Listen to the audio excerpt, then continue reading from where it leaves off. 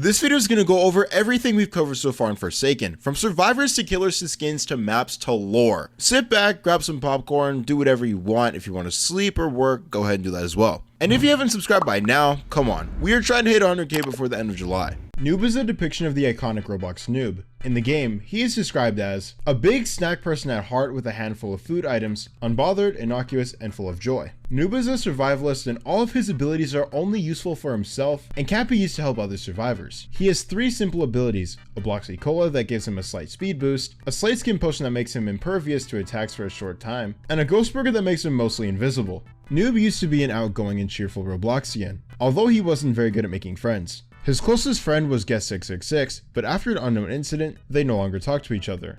This caused Noob's personality to shift completely, and he's now quieter and more withdrawn. During a round, he can be seen with a scared expression on his face that turns into crying when he is badly injured. He also stutters a lot when interacting with other survivors due to how scared he is. He doesn't have any special stats like some of the other survivors. He just has 100 health, 100 stamina, and his speed goes from 12 to 24 when sprinting. Elliot is based on an employee and mascot at work at a pizza place. In the game, he is described as Builder Brothers' best employee who wants to help any way he can. Due to his previous experience at Builder Brothers Pizza, he is very dedicated to helping out other survivors. He's a support survivor who can heal the other survivors. He has 4 abilities. Order Up is a passive ability that increases how much he heals by 5%. Deliverer's Resolve allows Elliot to see any survivor that was recently injured. Elliot can also throw a slice of pizza in front of him that heals any survivor who picks it up. And in return, Elliot's last ability, Rush Hour, charges up, and when fully charged, he gets a massive speed boost, unlike other survivors. Despite having the ability to heal others, Elliot chooses not to heal himself, because he wants to save his pizza for those who need it. Other survivors can interact with Elliot and ask him for a slice of pizza, but 007 and 7 is the only one where Elliot replies back. This is because 007 and 7 is the only survivor Elliot hates. Back when Elliot worked at Builder Brothers Pizza, 007 and 7 would continuously bring his adopted son, Kool Killer, just so he could bring chaos to Elliot's pizzeria. Eventually, Elliot grew tired of the constant havoc and permanently banned both of them from the pizzeria. Despite all the problems 007 and 7 caused in the past, Elliot is still willing to give 007 and 7 a slice of pizza whenever he asks for it. Elliot only has 80 health, which is the least out of every other survivor. But besides that, his stats are the same as Noob's. 2-time. Before explaining 2-time, the developers have confirmed that a complete rework of his character is coming soon because his initial release was unfinished. So depending on when you see this section may be outdated. 2-time is a survivalist who is described as a fragile cultist holding a horrible secret. He believes he is a shadow, and he feels guilty for betraying Azure, a close partner he had while in a cult. The cult believed in respawning and resurrection, hence why 2-time says shadows die twice, and why his name is 2-time. While 2-time and Azure were in the cult, 2-time became demented over time until he stabbed and killed Azure with a dagger, believing it to be a necessary sacrifice for the cult, though he later regrets doing this and apologizes for killing Azure. However, Azure resents him for doing this, and Azure is confirmed to be coming to the game soon. 2-time only has 1 move in the game. When he dies, he is reborn with 40 health, but his max health increases to 110 instead of 80. Besides the health change, his stats are also the same as Noob's. His appearance also changes to showcase his respawn. During a round, he has a straight face for most of the round, but after dying and respawning, his expression turns more manic as he smiles. He keeps his smile even when at low health, and doesn't frown until he dies. His body is also covered in spawn points, with him having a spawn symbol on his chest, and his tail being made of parts of the symbol.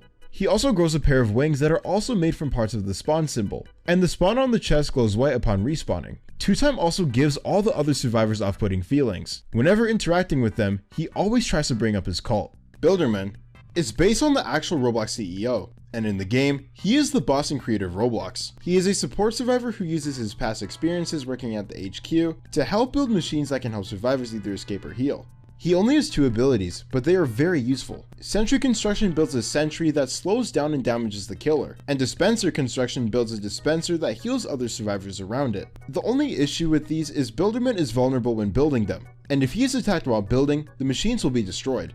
He used to be able to throw cakes to heal players, but that was later removed when Elliot was Forsaken. Because he only supports other survivors, he only has 90 health, but besides that, all of his other stats are the same. During a round, he has a disappointed expression until he gets heavily injured, then his expression changes to stressed. Builderman's not as scared of the killers as other survivors are. He was responsible for banning Guest666. Builderman and Shedletsky are not only friends, but they also made a silent promise to try their best to protect the other survivors. Builderman is also the shortest and most wealthy of all the survivors. Shedletsky Shedletsky is based on a very iconic retired admin who used to work for Roblox. In the game, he is described as an important figure in Roblox history and the wielder of a historical linked sword. He is a Centennial survivor previously known for hosting a chicken eating contest and for being a really good sword fighter. Now he devotes his life to defending the other survivors. He has two abilities. Slash allows him to cut the killer with his linked sword, stunning them long enough for other survivors to escape, but also slowing Shedletsky down in the process. Shedletsky can also eat fried chicken to heal himself, but he doesn't have any extra, so he can only use this move twice. Shedletsky is also the wielder of the 7 sword fight on the height swords, but he doesn't use them in Forsaken. His biggest enemy is 1x1 because 1x1 is the embodiment of Shedletsky's hatred. 1x1 wants nothing more than to kill Shedletsky, and because of this, Shedletsky is always wary of him. If 1x1 and Shedletsky are the only 2 people left at the end of the round, a custom themed title creation of hatred will play. He never told any of the survivors he personally knows 1x1 because he fears they would no longer trust him. Given his past, he sympathizes for 007 and 7, since they both regret decisions they have made in the past, but he chooses to stay quiet. He also calls Dusekkar Matt because he knew Dusekkar personally. Dusekkar was the second Roblox employee. All of his stats are the same as Noob's. During a round, he has a serious expression which then turns to a pained expression if he is heavily injured, and if he lands a successful cut on the killer, he grins momentarily.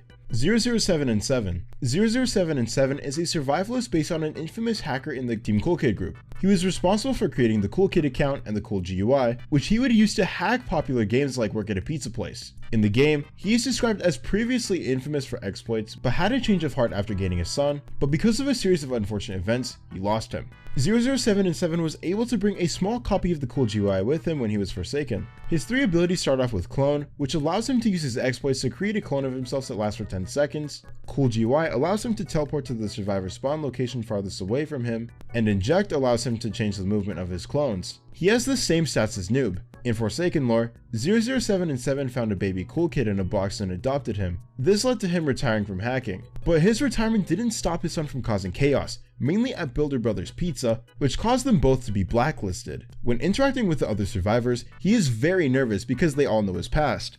Every survivor except for Guest 1337 and Chance dislike 007 and 7. If he and Kool Kid are the last people left at the end of the round, a special theme play is named Plead.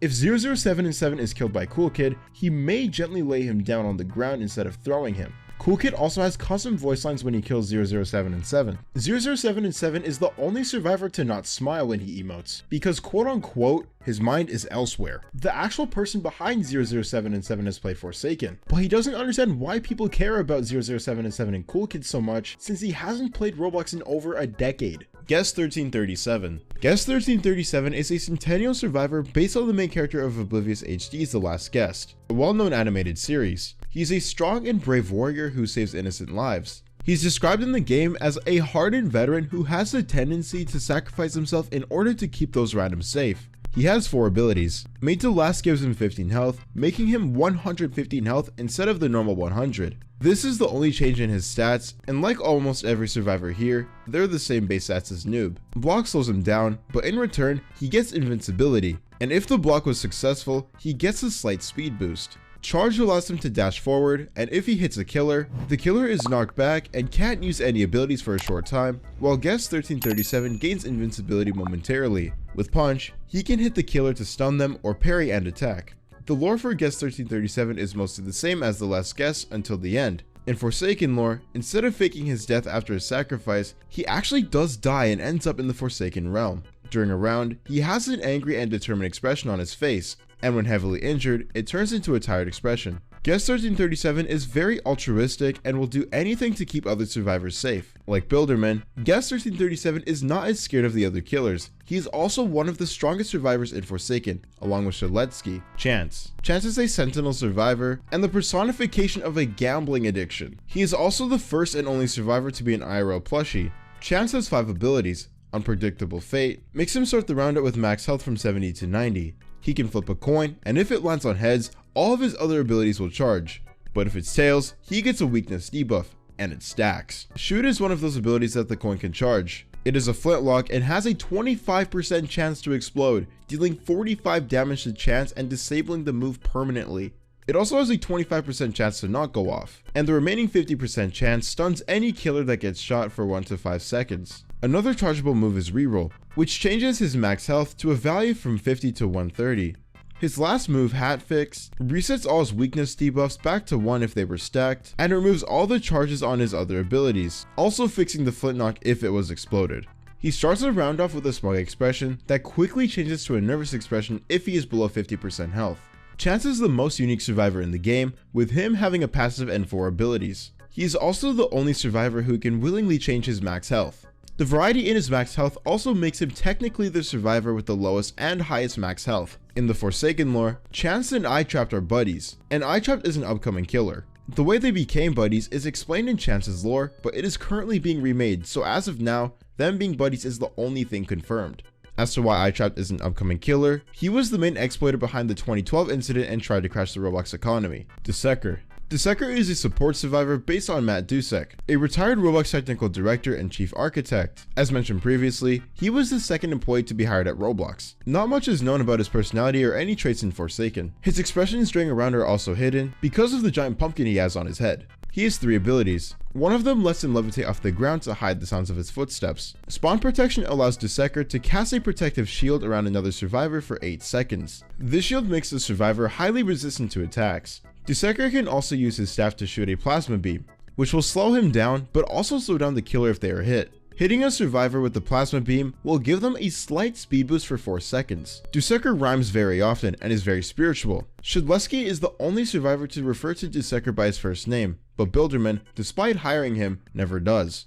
Dusekkar had a lot of new features when he was released. He was the first survivor to be released after Forsaken was released. He was the first survivor to have a ranged ability that can go in every direction. He was the first survivor to have special effects come out of his main skin. And he's the first 5-star difficult survivor. He has 90 health, and when he dies, the orange orb glowing with fire falls out. Taph. Taph is the newest survivor added to Forsaken. Prior to being Forsaken, he was a demolitionist who served admins, one of them even being Builderman. He destroyed the homes of users who were terminated and reused the parts for building new homes. He was then hunted down by angry protesters because he couldn't confirm if the terminations were accidental but destroyed the homes anyway. This caused him to lock inside his home with traps in case any of the protesters found him. Now Forsaken, he is described as a mute demolitionist who used to blow up and destroy the houses of terminated users at the will of Builderman. He is the first trapper survivor. He makes traps for the other killers so that the other survivors can escape. He has 2 abilities. He can place a tripwire on the ground that slows down the killer and tells the other survivors where the killer is. He can also place a subspace trip mine that goes invisible after placing it. When a killer stands close to it, it detonates, and the killer will be unable to use any of their abilities, and their vision will be very dark and pinkish for 5 seconds. Taph will also have his vision altered if he is close to the subspace trip mine as it detonates. If the killer knows where the subspace trip mine is before running into it, they can use a ranged attack to trigger it, and will only receive a slight change to their vision for a few seconds. Since Taph is mute, he communicates with the other survivors using gestures and hand signals, but his chat messages use emojis so players can tell what he's saying. His face is also shadowed by the hood and mask he wears. He knows some of the survivors, but they don't know him. He was previously responsible for blowing up their houses when they mysteriously vanished. He thinks he is Builderman's right-hand man because of all the work he did for him, but he's just parasocial. Taph was originally going to release on March 29th, but was delayed by a day because the Forsaken Discord got nuked. All his stats are the same, except he only has 90 max health. Jason is the only killer in the game not based on something Roblox related. He is based on Jason from Friday the 13th, but his design is based on Jason from the old Roblox game, Survive and Kill the Killers in Area 51. He's one of the only killers inspired by a horror movie. The other is Slenderman, an upcoming killer. Jason is the first killer players use when joining the game because he's free. He is described as a savage and ruthless killer whose identity is concealed by a crude hockey mask, wielding various tools and driven by a thirst for a cat and mouse chase. He has 5 moves. Mute makes his terror radius smaller than other killers. He can slash his machete and it does 20 damage and causes the survivor to bleed. He can also swing his machete toward a survivor's head, dealing 20 damage and making the survivor helpless. This also makes Jason slow for a couple of seconds. Gashing Wound is a combination of slashes that in total does 50 damage. Raging Pace makes Jason walk slower for 14 seconds, but in return, he can see where the nearest survivor is, and he is immune to stuns. He also goes into an enraged state, which buffs all of his previous moves. Jason is the only killer without any ranged attacks, since he just carries a machete. While attacking, Jason hears his mother's voice guiding him. He is also fueled by Rage and Vengeance. He has 1250 health, 9 walk speed, 28 sprinting speed, and 110 stamina. If you can't tell by his insane stats already, he has the second highest health in the game, and he's the fastest killer in the game as well. Jason is also one of only 2 survivors in the game who get stronger on a specific date. When it is Friday the 13th, Jason's moves do more damage and he runs faster, but his stamina is reduced to 80 and his moves have a longer cooldown. Kool Killer is the first killer most people buy, because players usually get enough points quickly, because he costs 900 player points. He is based on the actual Kool Killer exploiter who used to terrorize games like Work at a Pizza Place before he was terminated. I have talked a lot about Kool Killer before in videos like this, so I won't go into much detail about who Kool Killer actually was overall. In the Forsaken lore, he is the adopted son of 007 and 7. He's described as an adopted son from a single father with childlike curiosity, but with the strength of a monster. He has a fleshy body and most of his bones are visible through his skin. He also has an unnerving smile. He has 4 moves. He can do a regular punch that deals 26.5 damage. Corrupt nature allows him to launch a projectile, and if it hits the survivor, they take 15 damage and are slowed down. Kool Killer can also see where they are for 10 seconds. Walk speed override allows Kool Killer to dash in one direction, though he can't move out of the way and could run into a wall, stunning him. If he does hit a survivor while dashing, they take 25 damage and start burning for a couple of seconds. Pizza delivery is Kool Killer's last move. He summons 2 pizza delivery bots, who seek out the closer survivors, also dealing 15 damage on contact, burning the survivor, slowing the survivor down, and revealing their location to Kool Killer. Kool Killer is only 10 years old in Forsaken, and he was a pill baby abandoned at birth until 007 and 7 found him. He retired from hacking and adopted him. Due to his age, Kool Killer has no idea he is killing or injuring people. He believes everyone is just playing around, and when they die, he thinks they're just sleeping. Kool Killer is also the only killer based on a real exploiter. He is currently the only killer with voice lines without having to use his skin. He also has custom voice lines when killing Elliot, Guest 1337, Noob, and 007 and 7. He has the most voice lines for 007 and 7. Kool Killer has 800 health, 7.5 walk speed, 28 sprint speed, and 110 stamina. His sprint speed is tied with Jason's, so they're both the fastest killers when sprinting. John Doe is based on the infamous urban legend about the original John Doe. John Doe was the second Roblox user to join Roblox as a test account, and there was an urban legend stating he would destroy Roblox on March 18th, 2017. Though if you know, this never happened. He has remained an iconic part of Roblox ever since. The Forsaken version of John Doe has fused himself with old defunct Roblox code, and he's described as an unstoppable force who will kill anyone in his path, and he is determined to destroy Roblox. John Doe's right eye, entire right arm, right shoulder, half of his left arm, and feet are all corrupted by the defunct Roblox code. John Doe has 6 moves. Every step he takes leaves behind a trail of corruption that makes any survivor who steps on it corrupted for 3 seconds. Unstoppable is a passive that makes John Doe only able to be stunned for a maximum of 2 seconds, and after the stun ends, he gets a slight speed boost. John Doe can also slash survivors with one of his corrupted arms to deal 28 damage. Corrupt energy happens when John Doe punches his corrupted arm into the ground and pulls it out, causing 26 giant spikes to emerge in front of him, and he gets a slight speed boost. The spikes do 12 damage and last for 14 seconds each. John Doe can also stomp on the ground 3 times to cause a digital footprint. This digital footprint is not like the digital footprint of someone who does something bad and gets cancelled for it, but it rather causes a shadow to emerge underneath John Doe's feet, and it traps any survivors that walk over it, revealing their location. They also get corrupted and slowed down for 10 seconds. John Doe can place 3 of these at a time, and they have a maximum lifespan of 165 seconds. 404 Era is John Doe's last move, and it reveals the location of all survivors to him for 4 seconds. John Doe is the only other killer besides Jason who gets stronger on a specific date. All of his moves are buffed drastically on March 13th. Despite his right arm looking strong from the large amounts of corruption, he doesn't use it because it's heavy and inconvenient. John Doe's the only killer to have another killer be scared of him. Kool Killer is scared of John Doe because 007 and 7 told him stories about John Doe. John and Jane Doe are a married couple, but after becoming corrupted, he no longer recognizes her. Jane Doe is also an upcoming character. Jane Doe was another test account added alongside John Doe, so she was often included in the urban legends about John Doe. John Doe costs 1000 player points, has 1500 health, 9 walk speed, 27.25 sprint speed, and 110 stamina. He has the highest amount of health in the game. 1x1x1x1 is based on the urban legend that started in 2007 when the original account was created. For the sake of yours and my own sanity, I will refer to him as 1x1 throughout this explanation. 1x1 was rumored to be a 4th dimensional being who hated Roblox for being 3-dimensional and vowed to destroy it, but he was actually just a test account Shedletsky had made.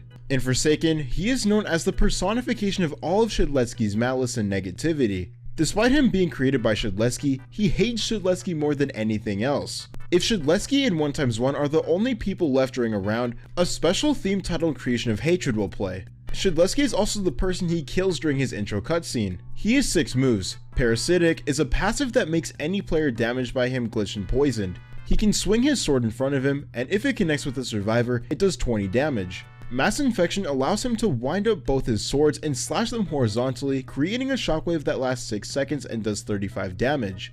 Entanglement allows him to wind up both his swords again, but this time he throws them and they last 10 seconds and have a speed of 125 studs per second, which if you didn't know is really fast. If they hit a survivor, they deal 10 damage, give 1x1 a speed boost, reveal the survivor's location, and force the survivor to stop moving or do anything until they complete a minigame, where they have to collect 5 pop-ups on their screen.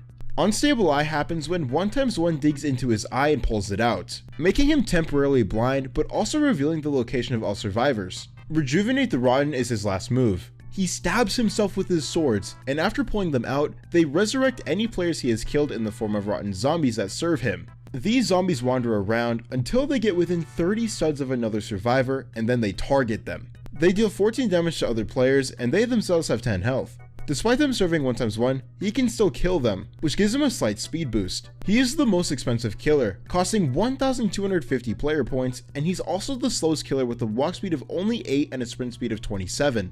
He has 1,100 health and 110 stamina. Before we discuss the leaked, upcoming, and unreleased killers, comment below your killer main, or survivor main if you will. I'm trying to prove a point to something. And while you're at it, hit the subscribe button. Anyway, Nolly is an upcoming killer and set to be the 5th killer to come to Forsaken. Due to him being an upcoming character, his actions and motives for killing survivors are unknown. Nolly is based on the extremely popular and very old Roblox urban legend with the same name. His story and origins are mostly unknown, so there are multiple different interpretations of him, but they all have one thing in common: his Void Star. The Void Star is Nolly's signature item. In Forsaken, his appearance has him wearing the Void Star. He also has a Void Star that he carries along with him. He also wears a tragedy mask on the right side of his head. He also appears to have glowing eyes and a mouth under the mask. The right side of his body is a solid black, but the left side is decaying, revealing a purple fleshly body underneath, with the left side of his body being a skull.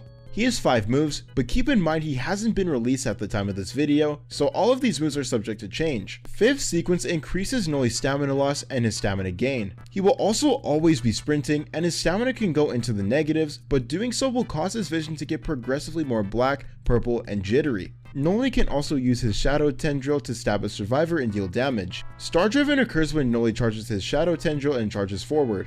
If the hit connects with the survivor, they take damage and Nolly recovers some of his stamina, while also being able to use Star Driven a second time. If the hit connects again for the second time, the survivor is slammed onto the ground and takes more damage, but if Nolly misses, then he is stunned.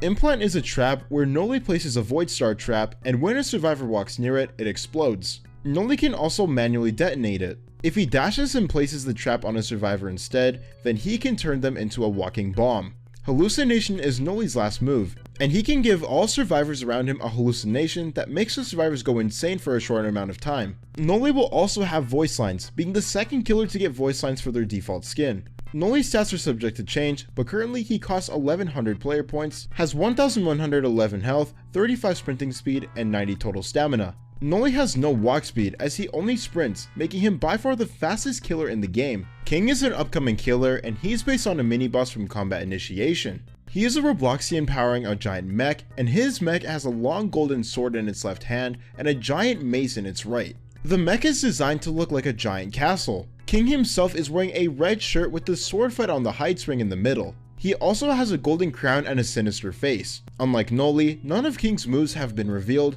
and there is also very little information about him altogether. This will be the case for most of the upcoming killers. King is going to be the strongest killer in Forsaken, and he's so big that some maps might have to be altered because of his size. King will also be a permanent killer.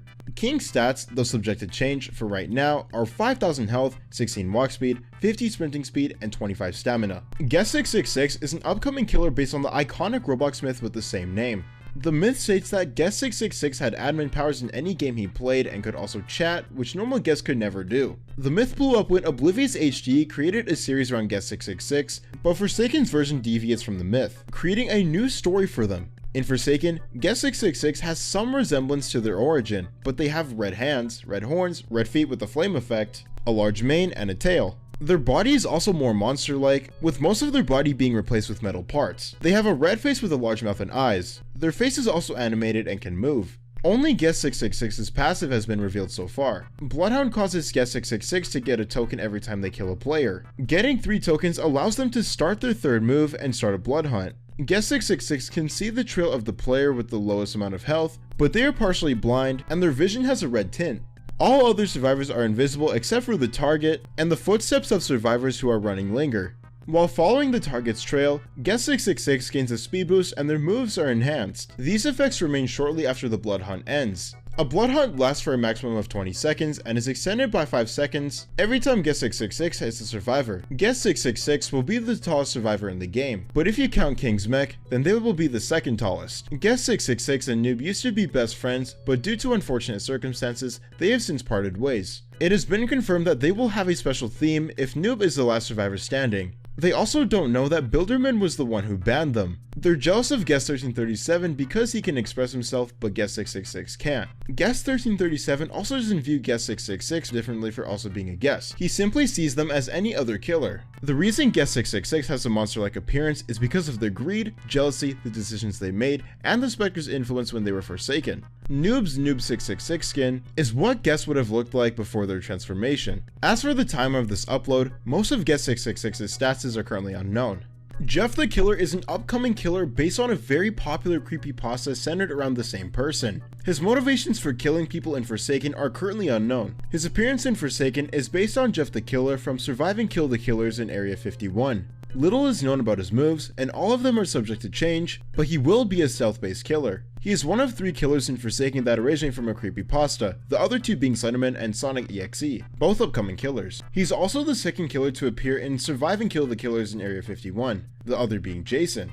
He costs 700 player points, has 700 health, 6 walk speed, 30 sprinting speed, and 125 stamina. Azure is an upcoming killer and 2x ex-partner. They, yes I heard you guys the first time, were killed by 2x and used as a sacrifice, but didn't turn evil until the Spectre formed them into a being of hatred.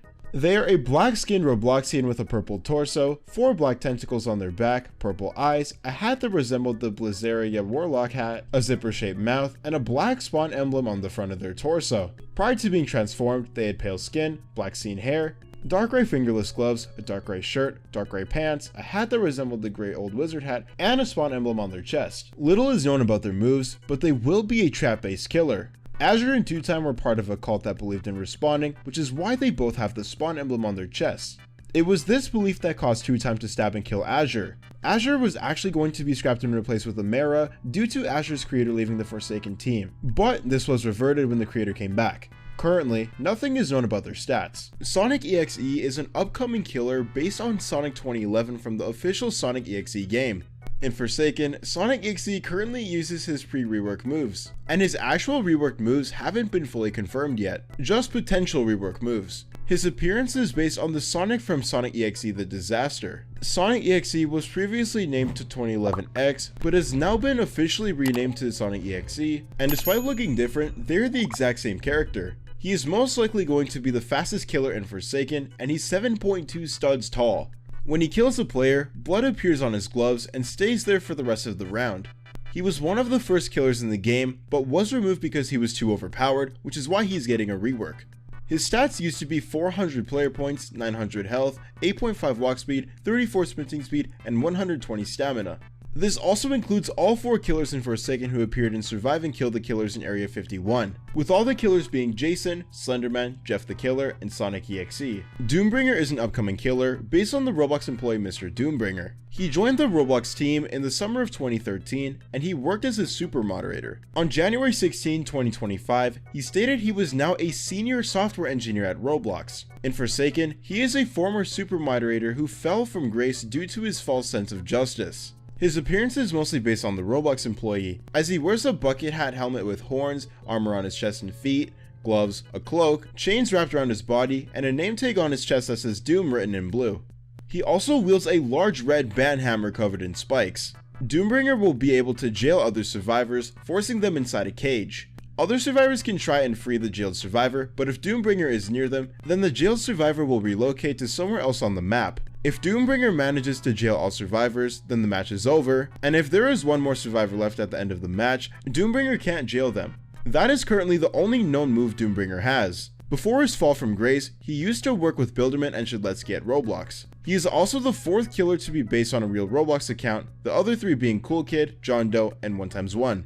Zombie King is an upcoming killer based on the classic Roblox zombies. His appearance is very big and blocky, with an angry face and a scar on his eye. He also has the classic zombie body colors. He will be able to turn players he kills into zombie minions that will attack for him, similar to 1x1's Rejuvenate the Rotten. These zombie minions will have 500 health and 40 stamina. His design is likely to change as the developers are still deciding on a proper design for him. Zombie King is already in Forsaken, but he is only accessible to high-ranked mods. Kool Killer is an upcoming killer based on an old popular Roblox game titled Kool Killer. His appearance in Forsaken is exactly like the Kool-Aid Man. Bro, I can't do this, bro. The Kool-Aid Man, really? Except he has different limbs and a different face. He has human-like green eyes, big angry eyebrows, a large smile, a chainsaw in his bigger right arm, and a minion staff in his weaker left arm. He only has one confirmed move, Sweet Carnage, which causes him to wind up before trying to slash anything in front of him. If any of these slashes connect, he jabs the survivor's chest, moving forward until he kicks them off his chainsaw, dealing a lot of damage. His model was one of the earliest models teased along with John Doe. He is also one of the taller killers along with Guest 666, Slenderman, Doombringer, and King. Drako Bloxer is an upcoming killer based on the iconic old Roblox game built to survive Drako Bloxers. Drako Bloxers have dinosaur-like limbs, a plaque on their neck, spikes all over their back and tail, sharp-tipped feet, and horns on the edge of their head, with a large glowing one in the middle. Basically, they are like the Roblox version of dinosaurs. Currently, none of their moves have been released. Kool Kid thought Drako Bloxers were cool and went through a Drako Bloxer phase. The entire of Kool Carnival is based on Drako Bloxers. A Drako Bloxer can also be seen in the Forsaken lobby, but it's different from the one coming to the game. Phosphorus is an upcoming and mysterious killer. Very little is currently known about him. The upper half of his body is human-like, while the lower half is like a snake. His head is completely hidden, he has large tusks sticking out of his head, he wears a bucket hat with the symbol for Phosphorus on it, he wears a black cloak, has enormous arms, and his body is covered with chromatic spikes. He is the heaviest character in Forsaken, weighing 12,000 pounds. There is no public information on his moves and stats. Similar to Azure, he was scrapped for a while because his creator left the Forsaken team, but was added back when his creator came back. The Mask and the Decayed are both upcoming killers based on popular iconic Roblox games. The Mask is based on Tom, the news reporter in Welcome to Bloxburg. The Decayed is based on the Lumberman from Lumber Tycoon 2. Both were teased at the same time. The Mask has the same clothes as Tom, though much dirtier. He wears a bone mask with horns sticking out, his arms have cracks in them, and his weapon of choice is the axe that the Decayed uses. The Decayed has the same clothes as the Lumberman, but they are also much dirtier. His head is shaped like a tree, he's missing an arm, he has a broken knee, and he's using a wrench because he's missing his axe. Both of their stats and moves have not been revealed. The Rizzler is an upcoming killer who originates from a YouTube series about a creepypasta. The Whistler could kill players and destroy any game it's in. In Forsaken, it appears as a shadowy and elongated figure, and its body distorts itself into various formats. Its behavior and motives are currently unknown. It is the second killer to originate from a YouTube series, the other being Kool Killer. It's also the only killer to have no English letters in its name, with its actual name being Flowers in Hebrew, but it also goes by the Whistler.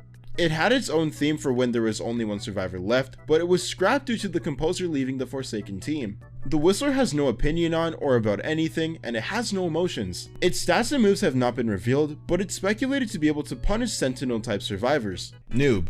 Milestone skins. Upon reaching level 25, the player gains their first milestone skin. This skin is inspired by Builders Club, giving Noob a black hat, blue sunglasses, a blue shirt, fingerless gloves, and ripped jeans. This skin also comes with a description. We had so much fun, didn't we? The description is talking about Noob and Guest 666's friendship before they stopped talking to each other. Upon reaching level 50, Noob's second milestone skin turns to the color of Turbo Builders Club with an orange theme and a backpack.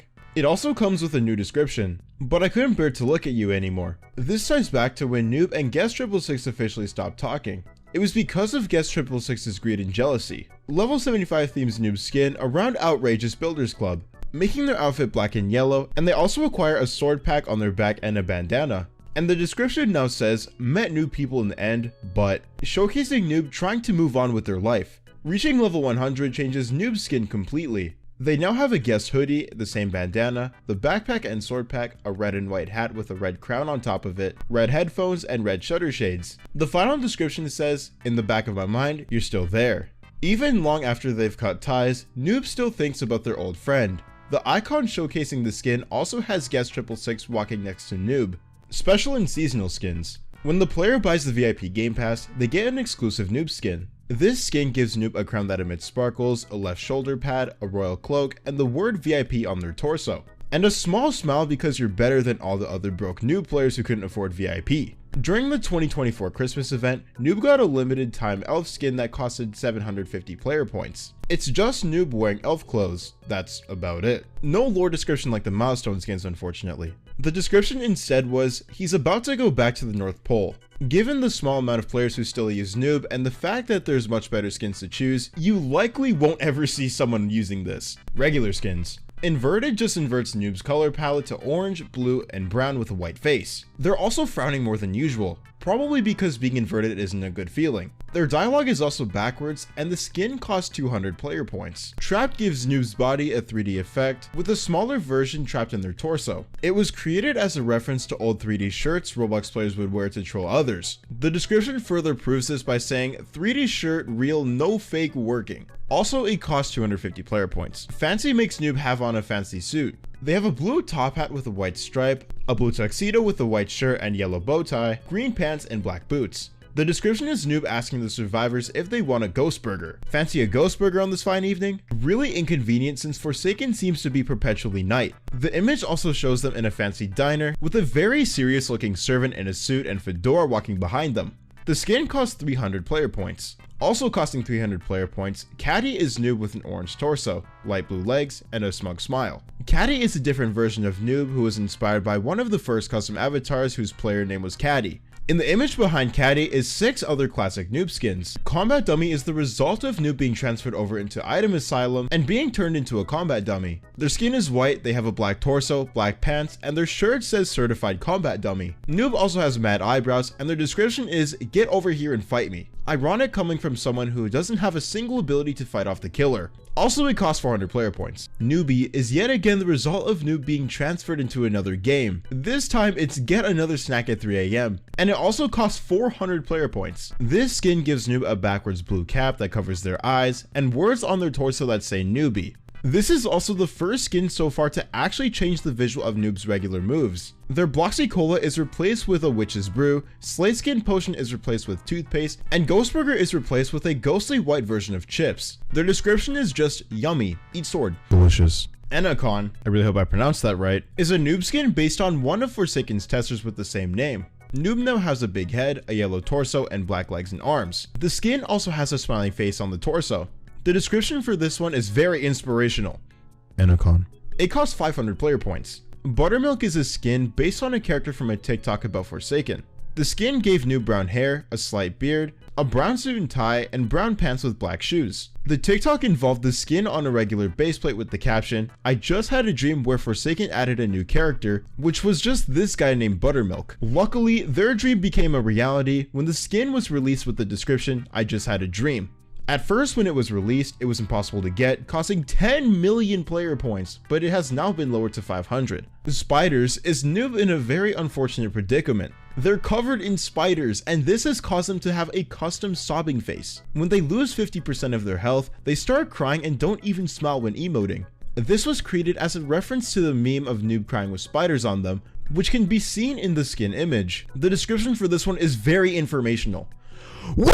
For the low price of 500 player points, you can see and play as an innocent person in spiders. Bloxy is the personification of Noob's crippling Bloxy Cola addiction. They are so committed that they use a giant Bloxy Cola as a helmet, and their clothes are just a Bloxy Cola, essentially cosplaying as a giant Bloxy Cola overall. They don't seem to understand just how addicted they are either, with their description just being mildly addicting. You have to respect the dedication though. For the exact same price as the spider skin, you can play as a giant Bloxy Cola. Get a Snack at 4 AM player is the same as Newbie but better. This time they're wearing a red cap and you can actually see their eyes this time. This skin also displays the user's display name on its torso. Just like with Newbie, the original abilities are visually replaced and they're the exact same as Newbie too. The description for this skin is just, they just keep ruining father figure's beauty sleep. It also costs 500 player points again for the third time. Superfly is a noob skin based on a hat with the same name. Noob wears his hat, a t-shirt with the same color, bluish jeans, white shoes, and a smirk. The description is, pretty fly for a brick guy. This skin ends the trend of noob skins costing 500 player points, and instead it costs 650 player points. Super Duper Fly is the same as Superfly, but red. It's also based on a hat with the same name. Super Duper Fly is a companion skin with Superfly.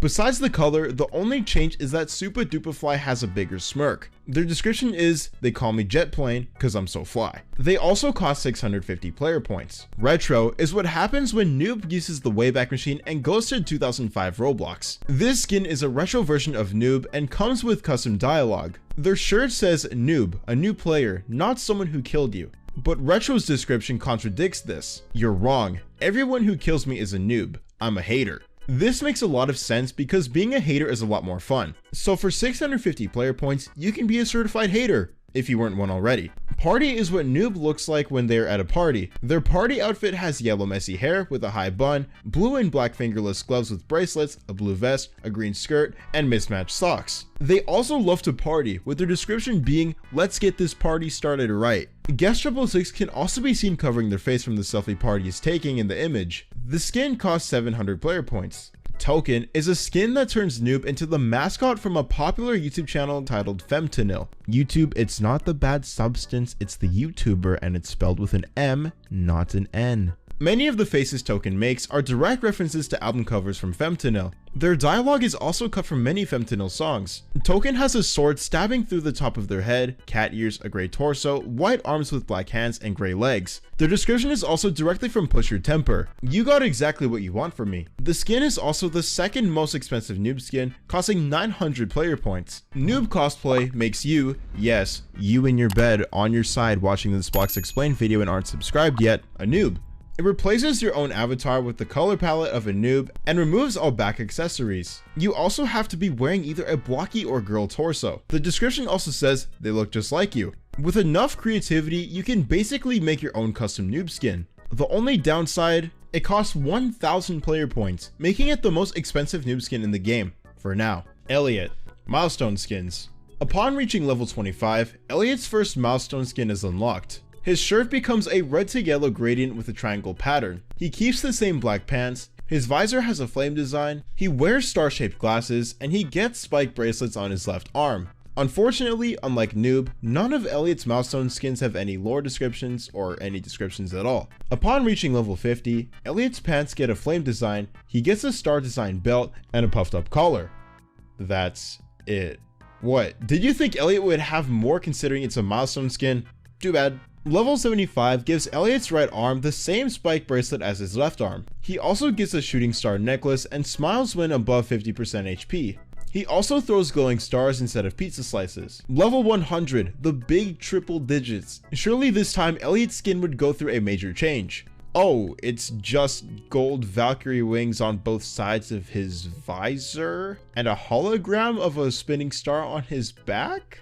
Well, look at it this way, the wiki ran out of things to put for the last milestone skin, so it just says the skin throws stars again. Seasonal skins. Currently, the only seasonal skin Elliot has is Rudolph. Elliot wears a light brown reindeer outfit, a red nose, and reindeer antlers. The description for the skin is like a light bulb, which is quite misleading since the red nose on the skin doesn't actually glow. Maybe the glowing is sold separately, since the skin itself is 750 player points. Regular skins. Lulu is an Elliot skin based on Best Lulu 123456789, a Roblox user known for recording one of the moments when Kool Kid hacked work at a pizza place. Lulu has pink Roblox girl hair, the same outfit, and she's no longer yellow like Elliot. She costs 250 player points and her description is pretty welcoming. Welcome. Unfortunately, even though she recorded Kool Kid, there's no special dialogue between the two. Supplier is another job and work at a pizza place. Elliot gains the outfit of a supplier with a yellow vest, a yellow Builder Brothers hard hat, a red shirt, and the same black pants that every Elliot skin has for some reason. In the image, 007 and 7 can also be seen wearing a supplier outfit sitting next to supplier, though once again, no custom dialogue between the two. Supplier also really likes his job, with his description being, "I hate my job, bro." He also costs 300 player points. Milkman is Elliot if he got a side job. Elliot has a milkman outfit, a red bow tie, and his visor reads, "Got milk," which is a reference to an advertising campaign with the same name. Milkman is also special. Instead of throwing pizzas, he throws bottles of milk instead. The description from the skin is also very iconic.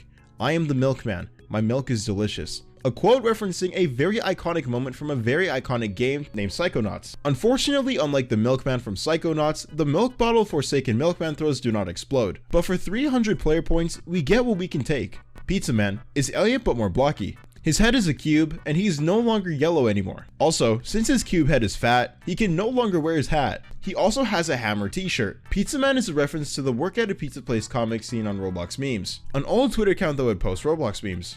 The description is also a direct reference to this. Follow for funny Roblox memes like this one. Also, it costs 325 player points. Cake is another one of Elliot's side jobs. This time he works as a modern chef at the old Make a Cake Roblox game. He wears an all-white outfit, a red scarf, and a pink visor that reads, "Cakes." Just like the milkman, Cake doesn't throw pizzas, he throws slices of cake. The description, "Over 307 cakes for you to make," is a direct reference to the description of Make a Cake and Feed the Giant Noob. Missed opportunity to make it cost 307 player points instead of 400, but if you want to be greedy, go ahead. Bandit turns Elliot into a pizza bandit. It sounded stupid when I wrote this, and it sounds even more stupid saying it. Bandit has a brown pair of gloves made out of pizza crust, a pizza t-shirt, a pizza-like visor, a pizza bandit mask, and black pants. Bandit is basically Elliot's version of Noob's Bloxy skin. He also has a really corny description. "They call me the pizza bandit." For 450 player points, you can wear the bandit skin, but if I were you, I'd save it for a better skin. Casual is Elliot's usual outfit when he's not working. He keeps the visor and pants, but replaces his shirt with a red leather jacket. He used to cost 200 player points, but due to Forsaken inflation, he now costs 450 player points. Also, his description is straight up swagging it, and that's all. He doesn't really have any other changes, he just gets a different shirt. Baker is Elliot if he were a baker, and also from Amori, and female. She has a baking outfit, America's Sweetheart hair, a scarf, and a pie. Her outfit is a reference to Doey, a character from Amori. Her description, "To be baked and kneaded, oh how fun," is also a direct quote from the amazing world of Gumball. She also throws whole pies instead of pizza slices. She costs 500 player points. Manager is Elliot if he was promoted. He gains a black suit, his visor turns black, and he gains a red tie. Just like Supplier, Manager is one of the many different jobs Elliot can do. His description, "Joke's on you, I have TP to Manager Game Pass," is a reference to how in work at a pizza place, players would often run to become a manager so they could boss everyone else around. Why become a manager in work at a pizza place if you can become one in Forsaken for 500 player points? Neo is a retro and cooler version of Elliot, but it costs 600 player points. He has a t-shirt with a fire design, a red pair of sneakers, and the 2014 Roblox visor. Neo's pose is also a reference to the pose from the opening cutscene of Sonic Adventure 2. Battle. The description for this skin is, "This is kinda retro, but not really if you think about it." Cashier is another get a snack at 4 AM skin, but this time it's for Elliot. Since Elliot has been completely transformed into the cashier, he's one of Elliot's only skins without black pants. He also has a green and black visor, blue pants, a green shirt, and pale skin. Cashier can throw burgers, eggs, orange juice, ice cream, milk, and Orby, a character from the game, instead of pizza slices. Items like the egg are able to roll away when thrown. Despite the various different items Cashier can throw, he's widely disliked because the egg and Orby can roll toward the killer, making healing harder. His description also reveals his real name. Almost. Cashier is not actually his name. His real name is, all of this at the cost of only 650 player points. Retro is Elliot sent back in time to 2009 work at a pizza place. He has a red torso, completely red arms, completely black legs, and a t-shirt that says hot and fresh pizza place. His animations are also stiffer to fit the old Roblox style. The image is also a reference to an old work at a pizza place thumbnail. The description, "Reject modern Roblox, return to retro," is a reference to an old internet meme. The only downside is it's 750 player points. Alien is Elliot if he were An alien! His skin is green, his shirt and visor are blue, he has a green antenna, and the text on the visor has been changed to alien gibberish. The pizza he throws is also purple with blue toppings. Alien's dialogue with other survivors is also spoken in alien gibberish. His description is also very inspirational. Good luck translating that. For 800 player points, you can speak gibberish and look green for absolutely no reason at all. Nyan is Elliot if he were turned into Nyan Cat. He has black skin with cat ears and whiskers, a custom Nyan Cat face, and a rainbow visor with the word Nyan on it. Also, Nyan has significantly darker skin than the original Nyan Cat, which was a detail the wiki made sure not to leave out for some reason. I don't know why that's there. Just like Alien, Nyan's description is also untranslatable. Nyan, cat face. Don't buy this skin, it's a scam. Nyan doesn't throw any Pop-Tarts and I want my 800 player points back. Tom, no, not the Tom from Welcome to Bloxburg from the last video. We're gonna pretend that mishap never happened. Tom is from an old ad from Apocalypse Rising. He has a round head, beige skin, a pixelated face, a purple torso, green legs, and a protective vest. And he uses a gun. Now Tom can't throw his gun in Forsaken, but he can throw cans of beans instead. Tom is also very confused as to why he's a skin in Forsaken. His description is, hey wait, this isn't the right game. He also has the most expensive Elliot skin, costing 900 player points. 2-time. Milestone skins. Upon reaching level 25, 2-time gains a bandage on their right arm, and on their second life, they gain a halo. The appeal for 2-time skins, for the poor souls who go through leveling them up, is the lore that the images provide between 2-time and Azure. The image for the skin shows 2-time and Azure in a cabin, both smiling. Don't worry, this will be important later. Reaching level 50 gives 2-time a bandage on their left arm, and they have a halo on their first life. Now this time, the image shows Azure and 2-time again, but this time, 2-time looks nervous about something. On level 75, 2-time gains a tail that was originally in their second life, only this time it's white. Their halo in their second life also becomes white, and so do their wings. And the image this time is a lot darker. It shows 2-time standing over Azure's dead body. Basically, if you don't know already, 2-time stabbed Azure and used him as a sacrifice to a cult they were both in. Level 100 turns 2-time's halo neon white. They gain a scarf, a strap around their waist, their tail and wings are now neon white, and inside the strap is a picture of 2-time and Azure with the caption being best friends. This is also the only milestone skin with a description, and it says, I'm sorry. 2-time deeply regrets killing Azure, and it's also made their mental state a lot worse, as in the image, they can be seen with a crazed smile. They also appear to be holding a dagger, though this is never seen in game. Seasonal skins. Currently, the only seasonal skin 2-time has is Snowtime.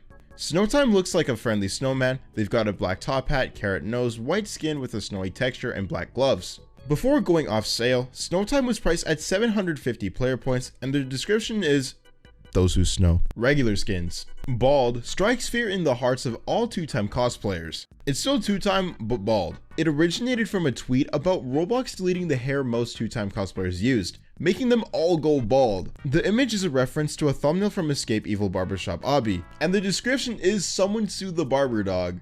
Jason has a skin called Barber Jason, and if he and Bald are the last two people left, a custom Last Man Standing theme titled Receding Lifespan will be added in the future, all at the low price of 200 player points. Boss gives 2-time a black suit and tie, completely black pants, and a black fedora. It's basically 2-time as a mafia boss. But don't get too excited, the description for this one is, now they're completely non-canon. At least you can still pretend to be cool for 300 player points. Jock is 2-time with different clothes and less insane. They have a bandana on their head and a varsity jacket. The jacket can be either red, yellow, blue, green, or black, and it's random at the start of each round. In the image, Jock can be seen running, and the description matches this saying, hehe, you missed me, punk. So for 500 player points, you can gain access to a less unhinged version of 2-time. Phoenix turns 2-time into a phoenix. Kind of. You see, their entire color palette is now fiery orange. They have orange hair, an orange torso, and orange gloves. On their second life, their wings are replaced with phoenix wings. They gain the firewheel from Swordfight on the heights surrounding their character, and their tail is replaced with a phoenix tail. The image shows them inside Swordfight on the heights. Their description, Through Fire and the Flames, is a reference to lyrics from a song called Through the Fire and Flames by Dragon Force. Wait, why does this skin come after Jock? It only costs 400 player points. This wiki is broken. Spiral is 2-time if they were in Uzumaki, a horror manga by Junji Ito. Basically, they worship spirals now instead of the spawn symbol.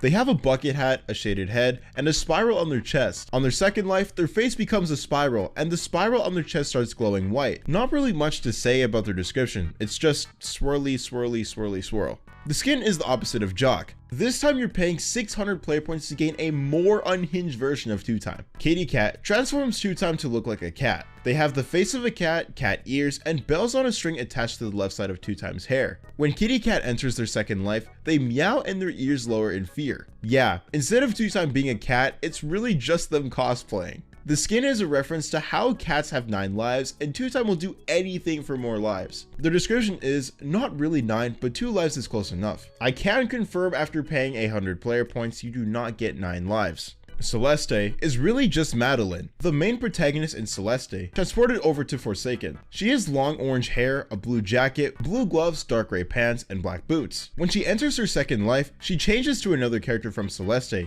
Madeline.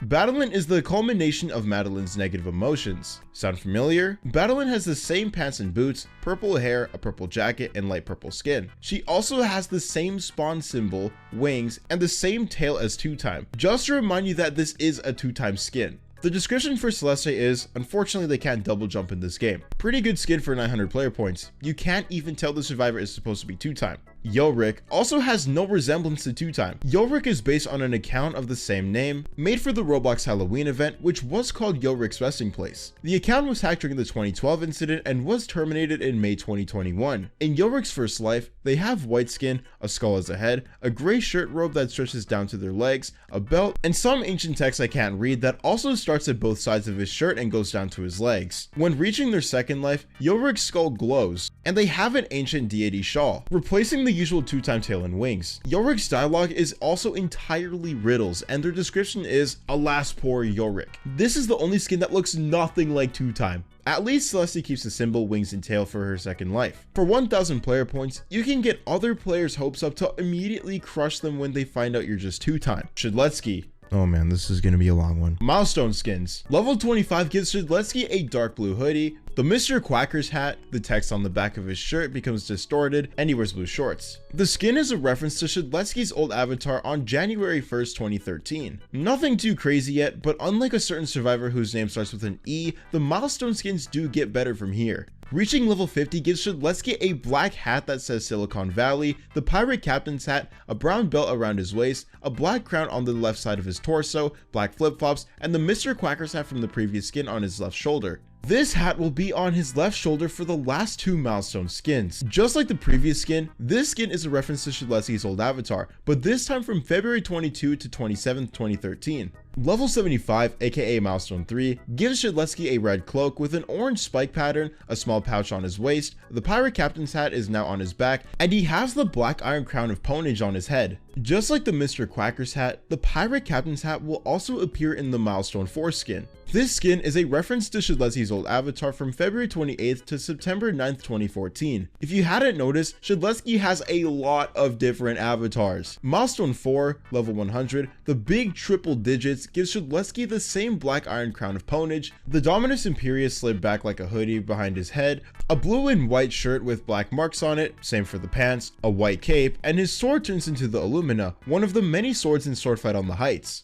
The Illumina is Shedletsky's favorite sword, and the skin is a reference to his first known avatar on March 20th to 22 of 2012. Special skins. Costing 700 player points, Santa is a seasonal skin that gives Shedletsky Santa clothing. This skin is a reference to Telemon, Shedletsky's most popular alt account, being canonically the Santa of Roblox. The description for the skin is, he'll actually give you gifts. Don't listen to this. I can confirm he will not give you any gifts in Forsaken. Not really much to say about the skin. I mean, it's just Shedletsky as Santa.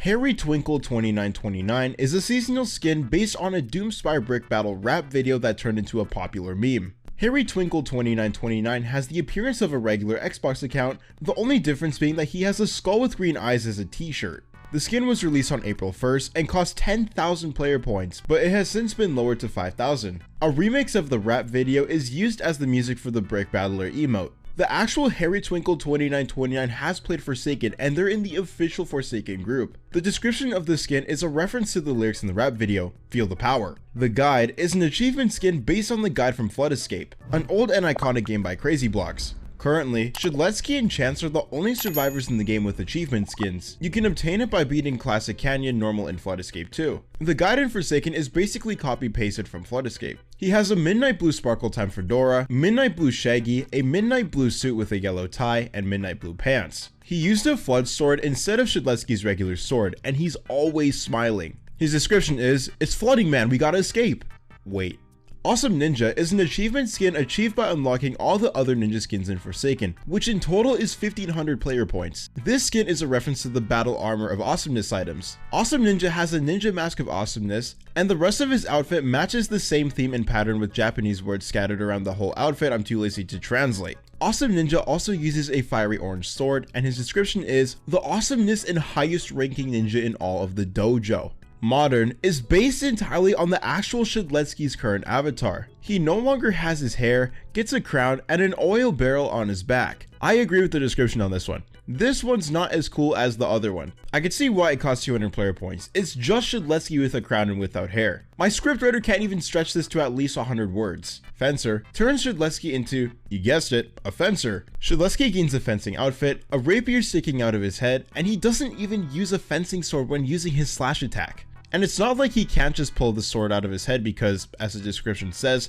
the sword on the head only hurts a little bit. Then again, you get what you paid for, 250 player points. Classic forces Shedletsky to go back in time to the year 2012. He has no hair, a bird on his head, a gray hedgerow wearing chicken hoods, and he is always holding his linked sword. The skin is a reference to Shedletsky's avatar, used from November 14th to December 1st, 2012. His description is pwned, which is an old saying that meant defeating or being better than someone else. Not much, but what do you expect with 300 player points? John Forsaken makes Shedletsky wear a propeller hat, light green pants, a different shirt with a Robloxian on his shirt wearing a propeller hat, and the back of the shirt says, "Remember that one time when I totally pwned you in Forsaken?" Both John Forsaken and the mini Robloxian are holding a lollipop, and the mini Robloxian shirt says, "I heart stunning." The description for this skin is, the joke is that he's John game name. Get it? Get it?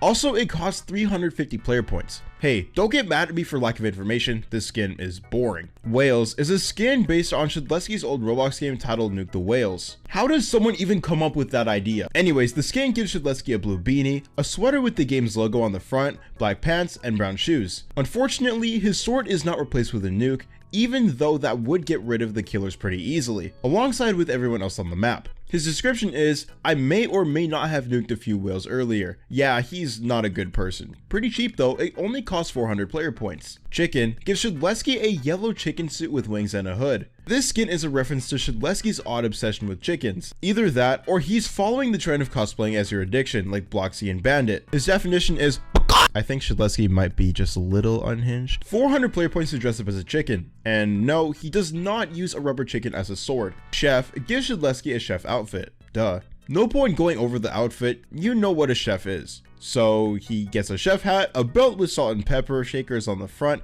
a kitchen knife on the back of the belt, and chef clothes. Since he clearly has a kitchen knife, do you think he uses it? Nope. Description is, I'm cooked. No, you're cooked. For 450 player points, you can cosplay as a chef. Just use the kitchen knife for legal purposes only. Is the evil Shedletsky. He said so himself in his description. My name is and I'm evil. Don't worry though, he's a lot more harmless than 1x1. He has a white t-shirt that says, "I skull emoji fried chicken," and green striped shorts. Is a reference to Retep from Family Guy. Is the evil version of Shedletsky because he hates chicken, and the image is him throwing chicken in the trash. Why be a harmless hater like for 500 player points when you can be a mass murderer like 1x1 for 1250 player points? McGillivray is a skin that turns Shedletsky into Donald McGillivray, a character from Shedletsky's music video, Donald McGillivray music video Roblox. He has a green tunic from The Legend of Zelda The Wind Waker, and a green cap with a feather stuck in the side. Now that I look at him, McGillivray shares a striking resemblance to Link. His description is some of the lyrics in the music video. "Come like a weight buck, Donald McGillivray." This is the closest you'll get to a Link cosplay in this Forsaken, so 500 player points is worth it. Memoriam is a monochrome Shedletsky. His skin is gray, his pants are dark gray, and his hair is dark gray. Memoriam is a reference to a meme in the Forsaken community where Shedletsky misses his sword slash and an achromatic image of him would fade into a black screen. The joke is that Shedletsky just wasted a stun attack and the cooldown is 45 seconds, so the killer is most likely going to kill him before the cooldown is over. This meme also becomes a custom death screen when Memoriam dies or gets hit by Jason's gashing wound attack. The description is pretty self-explanatory. In Memoriam, well worth the 500 player points. Light, Fire, and Shadow Ninja are the 3 ninja skins needed for Awesome Ninja. Light Ninja gives him a white ninja outfit and a white headband. His sword is replaced with a black iron katana, and his description is a novice warrior with a lot of experience in dealing with samurai. Seems like he's only got experience dealing with samurai, not killers, because if he did, Memoriam wouldn't be a skin. Fire Ninja gives Shedletsky a red ninja outfit, a red headband, and a red ninja mask. His sword is also replaced with a red katana, and his description is a strong and fierce member of the dojo, learning the way with flame. This description is also misinformation. His sword does not light the killer on fire. Shadow Ninja gives Shedletsky a black ninja outfit and a black headband. His sword is replaced with a white katana, and his description is hiding in the shadows, waiting for the perfect time to strike. By hiding in the shadows, he means camping in the corner of the map while everyone else dies. All 3 skins cost 500 player points each. Bright Eyes is a skin based on the avatar that Shedletsky's wife uses. She has Bright Eyes' fabulous hair, 80s checkerboard stutter shades, an ivory cat scarf, a miniature shoulder pal on her right shoulder, a purple hoodie, and gray pants. She also wields the Rainbow Periastron Omega and uses that instead of the linked sword. Her description is it totes adorbs? This skin also costs 500 player points. Skyfleet is Shedletsky if he were a Skyfleet commander. Under no circumstances should this man ever be allowed in the skies, especially after he used to nuke whales. He has a black leather jacket and black pants, both with a flame design, and several pins on his jacket. He looks really unbothered in the image, which is not a good thing. His description is, I'm like 99% sure this is a reference to something, but I don't know what yet. 600 player points to pretend like you command the skies. Vampire turns Shedletsky into a vampire with a fancy black suit, a collared undershirt, black pants, and the epic face with fangs. Not much to say about this one. I mean, the wiki for it literally has only 1 sentence. The description for the skin is, eek, don't let them bite your neck. Pretty lackluster for 600 points. Knight is Shedletsky if he was in the Middle Ages. He has a shield on his back, a left shoulder pauldron, a knight helmet, and he's covered in a knightly suit of armor. Despite this, one missed swing with his sword and all that armor will be useless. He also has a completely different sword in the image, but it was never added to the actual game. His description is a pretty iconic quote, "Death before dishonor." It looks great for 750 player points, but remember, you're only spending that much to look like a knight. You get 0 buffs from this skin. Rockstar turns Shedletsky into a stereotypical rockstar. He has a plain black and white shirt and black jeans, a pair of spiked headphones, a spiked bracelet on his left arm, a tattoo on his right arm, and an electric guitar on his back. The description, "I feel like a monster," is a reference to lyrics from the song Monster by Skillet. The background in the image is also a reference to the Five Nights at Freddy's 1 stage. Just like many of the other skins Shedletsky has, his electric guitar does not replace his sword, so you're paying 750 player points for a guitar that doesn't do anything. Figures is a skin based on Red, a character from a 2010 adult web series created by Ed Scudder. Figures has a red backwards baseball cap, red jacket, white sneakers, white skin tone, and a red and cartoonish face. His description is, "Cause I'm awesome." 750 player points to dress up as a red stick figure from an adult animation, 100% worth it. Turking transports Shedletsky over to Battle Bricks and turns himself into Lil Turking. He has no hair, a blue crown, a royal attire with a blue robe, shoulder pads, and a cape. His sword has also been changed to the faux fireband. He costs 800 player points, which is the same amount it costs to deploy him in Battle Bricks. All of the facial expressions he makes are some variation of the epic face. His description is, "Happy Thanksgiving from Roblox." A very solid looking skin with a custom sword, and it's from a great game, well worth the price unlike some other skins on here. Y2K is another skin that gives Shedletsky a monochrome look. The name references the term year 2000. He has a thorn-like growing crown surrounding his head, a black shirt that says "I broken heart fried chicken," glowing thorns surrounding his right arm, and his usual linked sword is replaced with a black iron katana. His description is, "He thought chicken was forever. He mad." I have no idea what this means. For 800 player points, you essentially get a better version of Memoriam. For the same price as Y2K, you can get Sunderland, a skin that references James Sunderland, a character from Silent Hill 2. He has blonde hair, a green leather jacket, a grey undershirt, and blue pants. Instead of using a linked sword, Sunderland uses a wooden plank with a nail, and the turkey leg is replaced with a health drink. His image has him looking pretty distressed, which is to be expected from a Silent Hill game. His description is, "It's pretty darn silent on this hill." Wait, Pirate is just a downgraded version of the Milestone 2 skin, which is odd because the Milestone 2 skin is a reference to Shedletsky's avatar in 2013. And Pirate is a reference to Shedletsky's avatar in 2017. He has yellow skin, a black torso, blue legs, and the same pirate captain's hat as Milestone 2. Instead of Blame John, his shirt says, "Got root." His description is, "Yarg!" This skin is basically the cheap alternative for players who don't want to grind up to Milestone 2, as it only costs 100 player points. Crafter turns Shedletsky into Steve from Minecraft. He has the blocky Steve head, a white shirt that says Blame Steve on the front, and "Remember that one time I totally blew up your base with TNT" on the back, and he's wearing blue pants. His linked sword is replaced with a diamond sword, and his turkey leg is replaced with a cooked chicken. His description, "I am John," is a reference to a popular quote from a Minecraft movie, "I am Steve." 100% worth the price of 900 player points. You should buy this. Bloodedge turns Shedletsky into Bloodedge the Griffin, an infamous Family Guy OC. He has a purple coat, spiky long black hair, and purple pants. Despite his image showing him wielding a katana, he doesn't have it in Forsaken. His description is, "This is my evil OC Blood Shadow Lord, and he kills you." A pretty fitting skin for 1000 player points. Everything only gets more expensive from here. A lot more expensive. Vagabond is Shedletsky if he went to combat initiation and turned into Vagabond, the third major boss of the game. He has a blue jacket, a blue steel bathhelm, a grey hoodie, black arms, and black legs. His sword is replaced with the Cerulean Vengeance, and his description is, not to be confused with Telamon. The description is a reference to a theory in combat initiation that Vagabond is Telamon. Guardian Angel is Shedletsky if he became a biblically accurate angel. He has white and yellow wizard robes, angelic wings, and his head is surrounded by 2 Ophinums. The image shows him in the same pose as Mercy in the teaser trailer for Overwatch. The description for the skin is, "This is supposed to be like a god or something, I don't know." This is also the most expensive skin so far, costing 1250 player points. Telamon is Shedletsky's widely known alt account. He has a dark hood, black arms, and a grey wizard robe. He has a more classic face. He has basically no description at all. ... The reason why this skin is so expensive, 1250 player points, is because it's Telamon. Everyone knows Telamon. He doesn't really have any weapons, so he just sticks with the linked sword, but I think he should use his hands. 5 more Shedletskys is exactly what it sounds like. It's 5 Shedletskys stacked on top of the original Shedletsky. This skin is a reference to the 5 more snipers meme in TF2.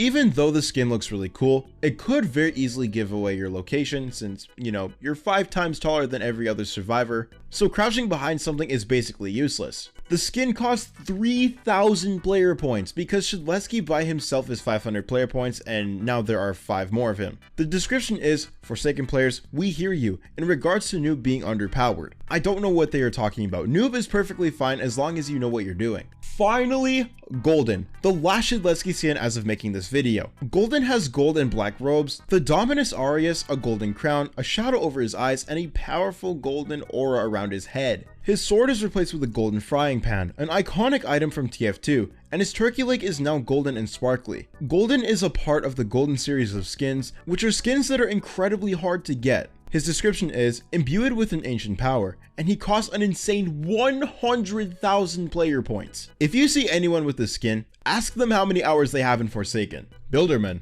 Milestone skins. Milestone 1 gives Builderman a layered hoodie, a Builders Club hard hat, and the Mr. Chuckles face. Milestone 1 is a reference to a Roblox game called Moderators Are Epical by Coreblox. This skin and the other 3 Milestone skins are going to receive a redesign in the future, so a lot of this is subject to change. Milestone 2 gives Builderman darker pants and the Turbo Builders Club hard hat with shades on it. That's it. This is up there with Elliot for survivors with the worst Milestone skins. Milestone 3 gives Builderman lighter pants, a slightly different hoodie, black gloves, the fearless face, and an outrageous Builders Club hard hat. I can see why these are getting a redesign. Imagine spending hours getting Milestone 3 just for a different face and hat. Milestone 4 gives Builderman a tuxedo that is layered with a darker hoodie, something covering his left eye, an earpiece, yellow horns on the outrageous Builders Club hat, white gloves, and a unique hammer that sort of looks like the hammers in Clash of Clans. Special and seasonal skins. Engineer is an achievement skin that changes Builderman's appearance to look exactly like the engineer from TF2.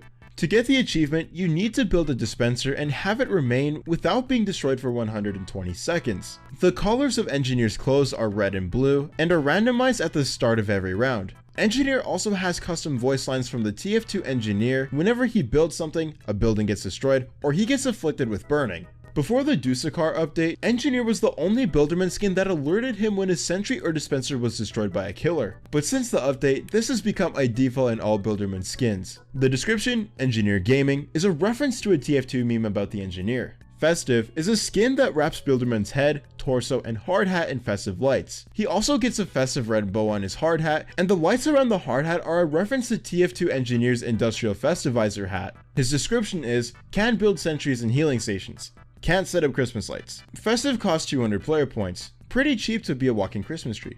Modern is the same as Shedletsky's modern skin. It just copies the current avatar and pastes it into Forsaken. He has a black Roblox shirt simple pattern shirt, blue jeans, and the Turbo Builders Club hard hat. The description is the most accurate description of Builderman / Roblox ever. Metaverse, money, expansion, experiences, They forgot to add child safety as one too. This skin is pretty cheap, costing only 150 player points. Paintball is a reference to Builderman's avatar from March 21st, 2009 to March 31st, 2009. He has black pants, a paintball mask, and a white paint-stained hoodie. His description is, Grand Champion since 2007, and he costs 300 player points. Not much to say about this one, it's just Builderman during a paintball match. Skeletal is a reference to the #Blockskin #1 skeleton Builderman item. He has a skeletal version of the Builders Club hard hat, a skeleton suit, and light yellow skin. His description is, Shedletsky's Blockskin was cooler. He's right.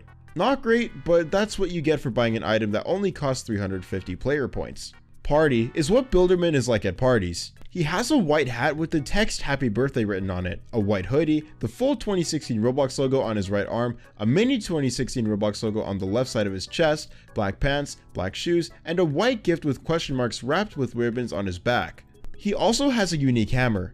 Don't get too excited, it's just the regular hammer, but the yellow part is changed to red. His description is, party time, and he costs 400 player points. Agent is Builderman if he were an agent. He wears a black suit over a white dress shirt, a red tie, black gloves, an earpiece, a black belt, and black slacks. Builderman is one of the 4 survivors who have an agent skin. The other 3 are 7 and 7, Chance, and Guest 1337. His description is, why is there barely any information on this mission? See, he's already proving to be a terrible agent. He costs 400 player points. Construction Worker is a ripoff Builderman. Judging by the image, he doesn't seem to know what he's doing at all. He wears a fully yellow hard hat, an orange construction vest with a gray shirt underneath, black jeans, noise-canceling headphones, and a belt with construction tools. Don't know why, but the wiki felt the need to add, this skin is based on real construction workers' outfits. Nah, really? The description is, pretty good at what he does. The image severely contradicts that statement. He costs 425 player points, but don't expect him to do anything. Fixer Upper, no, not the show on HGTV, is a skin based on the Roblox era image. Builderman gets black jeans, brown sneakers, a gray checkered shirt, a black tie with orange stripes, and the outrageous Builders Club hat. His description is, I'll take care of it. If anyone was unfortunate enough to have played Roblox back when it kept crashing every weekend for 6 months, they know this description is lying. The pose in the image is also a direct replica of the actual era pose. Actually, the entire image is a copy-paste of the Roblox era image. 450 player points too, but don't expect him to actually fix anything until it's too late. High School is a reference to a David Bazuki's alleged high school photo. The skin gives Builderman a mostly achromatic look, a black pair of shades, an outrageous Builders Club hat, a black jacket, and a cigarette in his mouth. The image is also a direct copy of David's high school photo. The description is, lol, and the skin costs 500 player points. 500 player points to allegedly look like a high school David Bazuki. B-Sod is another skin based on an error, but this time it's the blue screen of death. Did you really think you got the blue screen of death right there? B-Sod's entire skin tone has been changed to blue, his face with the stupid frowny face in the blue screen of death, and the entire message is written across B-Sod's body. You can change B-Sod's face if you enter 1 to 3 characters in chat. For example, if you type in :D, then his face will change to that. Typing uwu or owo will give you slowness 5, burning 5, and weakness 5 for 1 day, 3 hours, 46 minutes, and 40 seconds. And your face will be replaced with X open parentheses. The description is just the sad face, and the skin costs 600 player points. Bob is a reference to a character in a YouTube series titled There's a Robloxian in My House by Max. The skin has unique animations, but his face never changes, so he's perpetually smiling. The description is, can I have a strawberry? Bob costs 700 player points, a perfect price for someone as prestigious as Bob. Cat Rocker is a skin that turns Builderman into a cat lover, if he wasn't one already. He gets cat ears, a tail, black arms and legs, an image of a cat playing the guitar on the front of his torso, a rock and roll hand gesture on the back of his torso, and images of guitars on the front sides of both his arms. The image shows him holding a white cat, but it's never seen in game, and the black cat sitting next to him in the image sits on his left shoulder. This skin is based on Builderman's avatar from March 3rd, 2009 to March 6, 2009.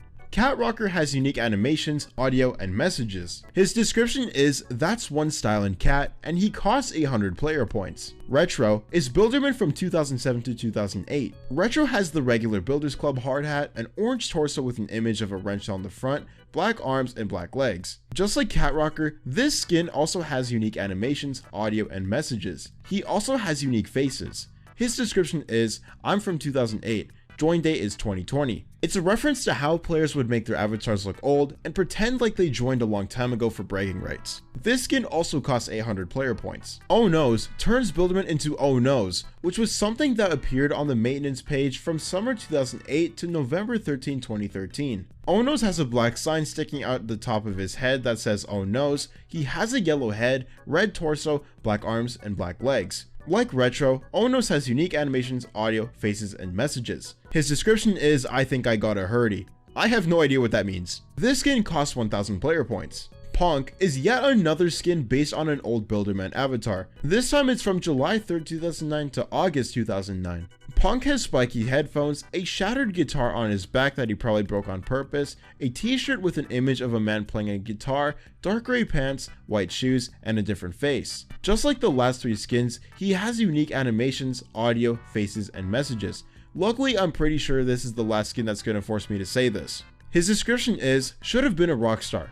He's just mad he broke his guitar and he costs 1000 player points. Dragon Dude 3 is a Builderman skin who originates from the Recall a Hollow Heart RNG. He has a yellow skin tone, brown short hair, an outrageous Builders Club hard hat, a checkered green and white shirt with a white t-shirt underneath, black gloves, black pants with green stripes, green shoes, and an unbuttoned belt. The skin was originally added in Update 2.1.2, but it was taken off sale due to it being unfinished and brought back in Update 2.2.0.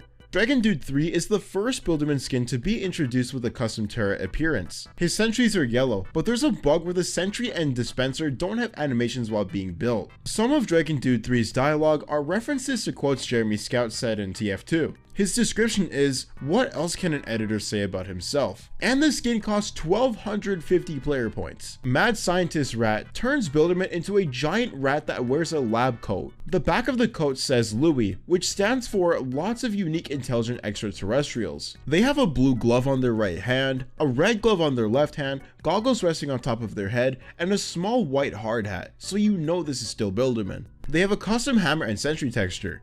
They're both just blue, nothing crazy. The sentry has the same bug as Dragon Dude 3, where there's no animation while it's being built. His description is, a rat who was tested in experiments so many times that they became the scientist. 1500 player points to become an oversized mad scientist rat is too cheap. It should double that. Astro Architect is a very futuristic and sci-fi version of Builderman. He has a cybernetic suit that is mostly orange and black, a technological device on his back, an astro helmet, and a black hard hat with a neon detail. He has a custom hammer that I can't tell what it is, but it does not look like a hammer. And he has a custom sentry texture that the wiki just left out. Great. His description is, he learned a couple of tricks from the planet a couple light years away. Unfortunately, none of those tricks are helpful in Forsaken because he's only got 2 abilities. Overall, a pretty good skin. You should definitely throw away 1500 player points for this. Chris turns Builderman into a rusty humanoid robot called Chris. He has a rusty hard hat on his back, a gas mask, and very rusty and dystopian clothes. Chris stands for cybernetic humanoid responsible for inventions and structuring. His description also just repeats that statement. He has a custom hammer, sentry, and dispenser. His hammer is completely dark brown, basically black. His sentry has completely rusted and his dispenser is black. It is a very cool skin that is 1000% worth the 1500 player points. Gadgeteer 2700 is like an alternate version of Builderman. He has a white office shirt, a glove on his right hand, a green neon coil on his left arm, black pants, a knee guard on his right leg, a dev deck on his belt, black shoes, a gray technological visor that has 3 green neon eyes, an antenna sticking out the left eye, a green metallic hard hat with a miniature lamp sticking out the right side, and a core on his back. Yeah, there's a lot going on with this skin and Chris. The problem with Chris was that the wiki basically didn't say anything about him. Gadgeteer 2700 has a custom gray metallic technological hammer. His description is advanced high-tech attire that makes buildings more efficient and sturdy. Another very cool skin that is 1000% worth the 1500 player points. I feel like I've said that 3 times now. Y2K is Builderman if he were, well, born in the year 2000. He has a gray chain with a $sign on it, a gray belt with 6 spray painting cans and 8 markers, a gray hard hat, gray glasses, a black floating crown, gray skin tone, a gray shirt with the full 2016 Roblox logo on his left arm, and black pants. The Y2K series is a series of skins based on how teenagers dressed in the 2000s. The other survivors that have a Y2K skin are Shedletsky, whom we saw earlier, Dusekkar, and Taph. The description, "My chain is worth over 9,000, is a reference to a really ironic Dragon Ball Z meme. Y2K has a custom hammer, sentry, and dispenser, but they all just look gray. This skin costs 1999 player points. Guess 1337.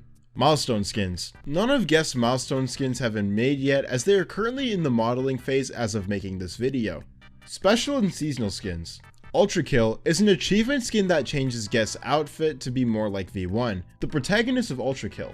He has blue armor, yellow wings, and a black visor with a single yellow lens. When parrying an attack, the Ultra Kill parry sound will play. To unlock this skin, you have to block an attack and then immediately punch the killer within 1 second. The description, "Hell is full," is a quote from Ultra Kill. Gingerbread is Guest 1337 during Christmas, specifically during a Christmas war. His shirt is a green gingerbread version of his regular uniform, consisting of a belt, red gloves, and a new green bow tie. And his pants are just black, with no cool gingerbread details to be seen. He also has a gingerbread sword pack on his back. His description is, "No, not the one from the movie." Is there a gingerbread movie I don't know about? This skin costs 500 player points, but you're around 4 months too late. MX turns Guest 1337 into the villain in Mario 85, a creepypasta game. The skin is really just MX from the creepypasta copy-pasted into Forsaken. It has pitched down sound effects for its abilities. It uses the game over sound from the original Super Mario Bros. When it dies. MX was released as an April Fool's skin, a very stark contrast from the lightheartedness of the many other April Fool's skins in Forsaken, like Harry Twinkle 2929. This skin costs 1985 player points, a reference to the title of the creepypasta. Regular skins. Matt is the secondary protagonist of The Last Guest and Guest 1337's best friend. He has the same outfit as Guest 1337, brown skin, and brown hair. His description, "I'm coming with you," is a direct quote from The Last Guest, when he agreed to enroll in the army with Guest 1337.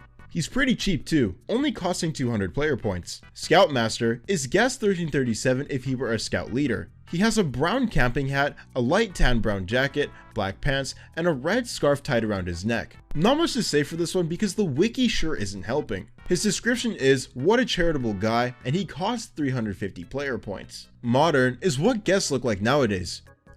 Okay, wiki? What do you mean what guests look like nowadays? They were removed almost 8 years ago, and any guest you see now is someone cosplaying. Anyways, he has a black shirt that says Roblox on the front and sign up to change your look on the back. He's also wearing black jeans. The image takes place in the same bar as The Last Guest, when Guest 1337 declared he would enlist in the army. The description is, "You look ugly, bro."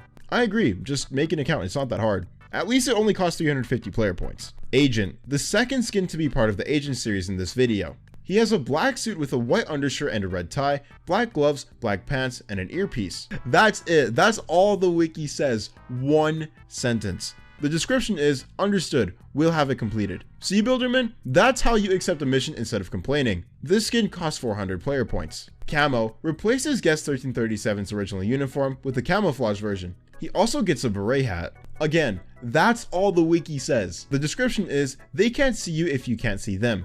or if you're wearing camouflage obviously. This statement immediately comes crashing down when every single killer has a way to find your exact location, just some ways harder than others. This skin also costs 400 player points. Deep Sleep is guest 1337 in his pajamas. His pajamas are white and purple stripes, and he has a matching nightcap. This skin is related to Jason's Deep Sleep skin. In the image, he can be seen holding a purple teddy bear, but he doesn't have it in game. His description is sleep tight, and he costs 500 player points.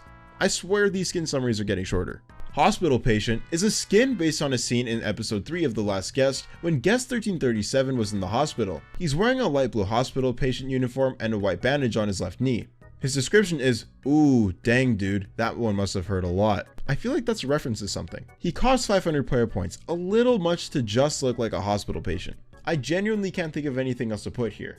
Classic is guest 1337 if he joined Roblox from 2008 to 2014. He has a classic Roblox cap, a black shirt that has the old classic Roblox logo stretched across the entire shirt on the front, and make a free account to change how you look on the back, and black pants. The description is just like the good old days. So it costs more, 500 player points for a classic guest than it does a modern guest. Okay, that makes sense. Steampunk, finally, a skin that stands out. Steampunk has the usual attire of a factory worker. What? No, he doesn't. This wiki's broken. I've never seen a factory worker in a fancy dark brown suit. Anyways, he has a steampunk face mask. A highly detailed dark brown suit with a white shirt underneath, dark brown gloves, highly detailed dark brown pants, and goggles that sit on top of his hair. The description is vintage. The first guest skin so far that's actually worth the price, 600 player points. Little Brother is a direct reference to the little brother of the middle enemies from Limbus Company, a game developed by Project Moon, a South Korean game studio. This skin is based on the Stern variant of the Little Brothers. He has a Hawaiian tank top, dress pants, a gold chain around his neck, gold chains covering his left arm, the Book of Vengeance holstered on the left side of his hip, and enchantment tattoos all over his body. When blocking or punching, the sound of chains on his body can be heard rustling. Also when he's poisoned, instead of his skin turning green, his chains turn green, which could be unintentional, but let me know in the comments. The image is a direct reference to the middle little brother Mersalt, holding someone by their collar while holding the Book of Vengeance in their other hand. The description is, many things are written in the Book of Vengeance, and the skin costs 600 player points. Modern Matt is Matt wearing modern clothing after the war ended. His skin is based on Oblivious HD's avatar. He has a red shirt with a black symbol in the middle, khakis, and black sneakers. His description is the same as Matt's description from earlier. Not much to say on this one, as it's just Oblivious HD and Forsaken. Maybe that's why he hasn't uploaded in 4 years. This skin costs 600 player points. Boy Guest and Girl Guest are based on an old gender selection screen when playing as a guest. Boy Guest has blue spiky hair, 3D glasses, a sword pack on his back, a blue and black striped shirt, and gray pants. Girl Guest has blonde hair, a black hairband, blue shades, a black jacket with a blue shirt underneath, and gray pants. Boy Guest's description is, tired of spending his life being a portrait for the male guest, he wanted to finally take a stand in the spotlight, which must have not worked out too well since he's technically Forsaken. Girl Guest's description is, she's always had a passion for becoming a lead performer at the Iron Cafe, and when she finally got that opportunity, it was empty. Both skins cost 650 player points. Bouncer Guest is a bouncer, aka club security guard. He has black sunglasses, a black jacket with a white shirt underneath, and black jeans. The image shows Bouncer Guest standing with his arms crossed while Noob and Guest 666 walk into the club. His description is, you're good, you're good. Wait a minute. Assuming he has the same strength as the original guest 1337, nobody's gonna try to sneak into the club or start a fight with him. He costs 700 player points, a hefty price for an underpaid security guard. Invincible turns Guest into Mark, aka Invincible. He has a yellow mask, white lenses, the top of his suit is blue, the middle is black, he has yellow gloves, the middle of the suit is yellow, he has black pants and blue boots. His description is, I had a pretty interesting day. A quote Mark said, and then talked about how he's getting his powers. This was the catalyst that started the "Are you sure?" meme. This skin costs 750 player points. Biker is guess if he were in a biker gang. He has a biker helmet and a black biker outfit. He's also a thief, as his description says, that guy stole my bike. So this would make him the opposite of guest 1337 since he would never. I mean, what did you expect from a biker wearing all black and always with a mad expression on his face? He costs 750 player points, the same amount he's probably gonna pawn off that stolen bike. Red Carpet is guest 1337 if he were treated as a celebrity, more than he already is. He has a red suit, white undershirt, black vest, black tie, golden halo, gold earrings, golden epaulet, gold chain on his waist, and a black scarf. His description is, this feels like royalty, and he costs 800 player points. Pretty cheap for someone who feels like royalty. Nacho is a guest 1337 skin based on the 2006 movie Nacho Libre, specifically Ignacio. Nacho has no shirt, a red cape, a dark blue afro, stretchy red pants, and blue and red boots. The image is Nacho standing on a very hurt and probably now crippled Builderman. No surprise there given his strength. His description is, I am, which is a reference to popular lyrics in the song Religious Man, a song that was added to Nacho Libre. Make sure that when you buy this skin for 800 player points and see a Builderman player, kindly remind him of the tragic loss they suffered to Nacho. Tommy Jarvis is a Guest 1337 skin based on Tommy Jarvis, one of the main protagonists of the Friday the 13th movies. He wears a dark green fur coat with a blue undershirt, green pants, and dark brown hair that's slicked to the side. The image shows him holding a shotgun, but this is never seen in game. The shotgun in the image is just a reference to Tommy Jarvis using one in Friday the 13th, the video game. His description is a very famous quote from Tommy Jarvis, Jason belongs in hell, and I'm gonna see that he gets there.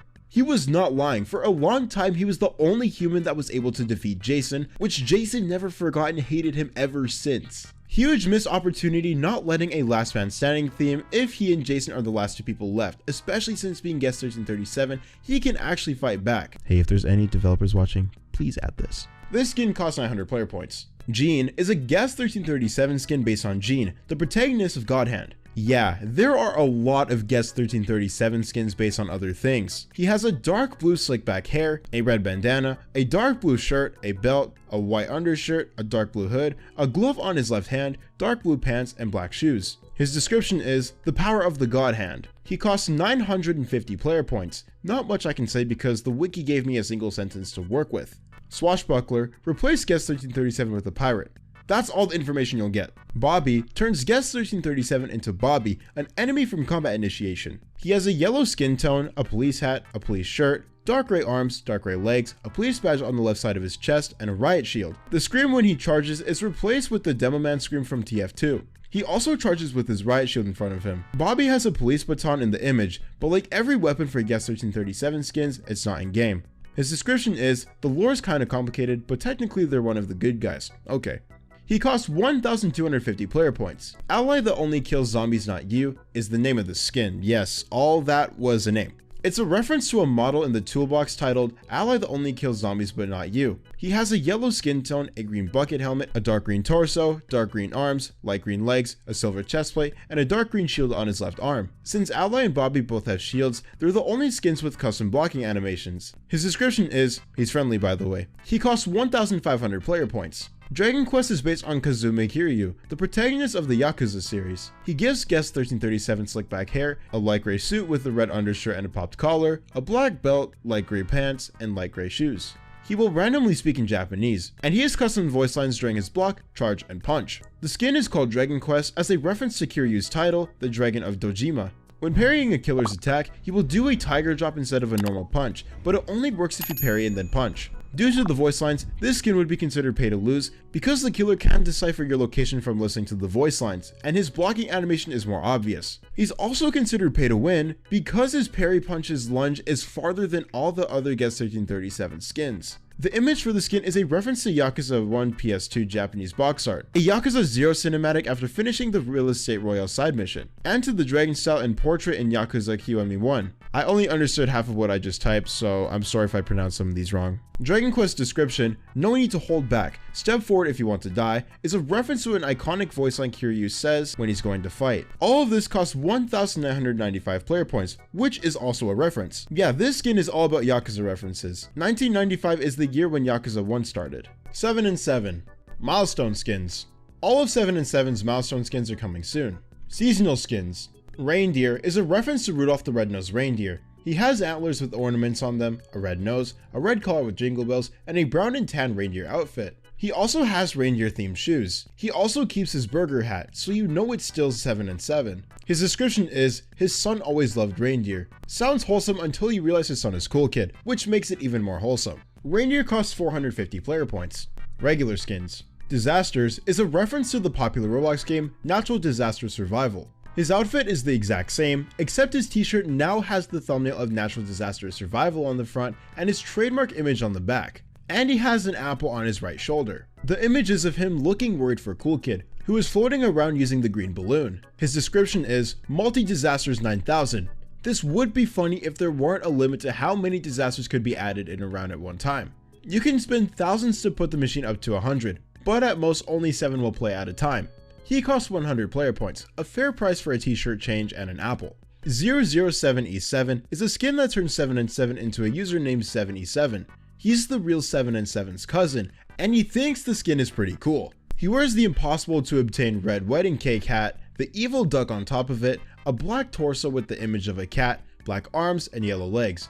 His description is doppelganger, eek, and he costs 150 player points. Cool is a reference to how the real 7 and 7 plastered his Kool Kid image all over the games he hacked.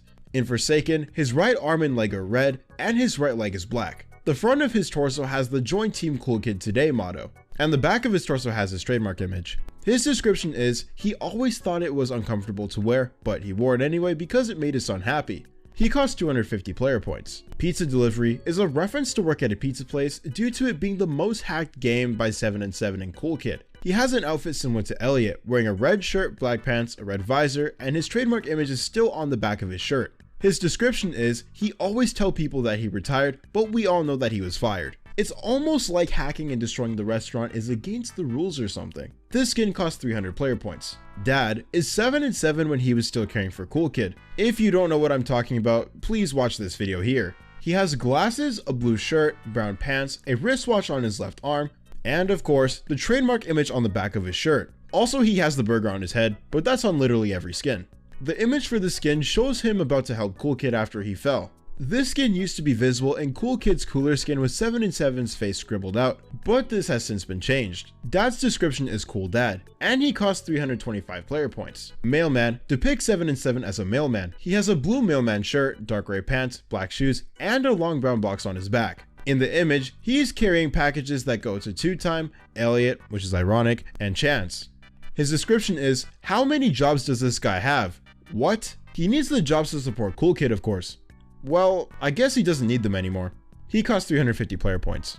Agent, again, for the third time now, but my scriptwriter wants to get paid, so I'm gonna explain it again. He wears a black suit with a white shirt underneath, a red tie, black gloves, an earpiece, a black belt, and black slacks. The little head on top of 7 and 7's burger hat has black sunglasses, and he's still got that trademark image on his back, which means this agent skin isn't 100% copy-paste, only 90%. The image for the skin is a continuation of Builderman's agent skin, and the description is, I wonder what he's up to. Little does he know, nothing. He's up to nothing. This skin costs 400 player points, though I don't know why you'd buy it unless you get into a server where everyone has an agent skin. Burger King. This man really has a job everywhere. The description is, the job he got after retiring from the local pizza place. Customers like his burger hat. The burger on his head has a crown on it, his shirt and pants are black, and he has the trademark green, red, brown, and tan, and the Burger King stripe marking on the front of his shirt. The wiki also felt the need to post an image of a Burger King employee with their uniform on, just in case he didn't know what 7 and 7 was wearing. I don't know why they did that. This skin costs 400 player points. Burger is another addiction turned into cosplay. I knew we weren't done with these. His entire outfit is just covered in images of a burger. He was too dedicated to it being a faithful cosplay that he removed the little head on top of his burger hat. The trademark image on the back is still there though. His description is, nice burger head, burger man.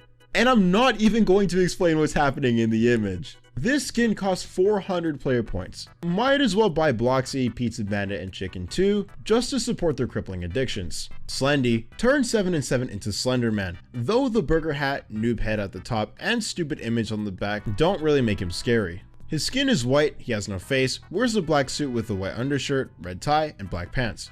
No tentacles for this one. The skin isn't expensive for that. It only costs 500 player points. The description is, find my pages. Once again, hard to find a man with a burger on his head intimidating.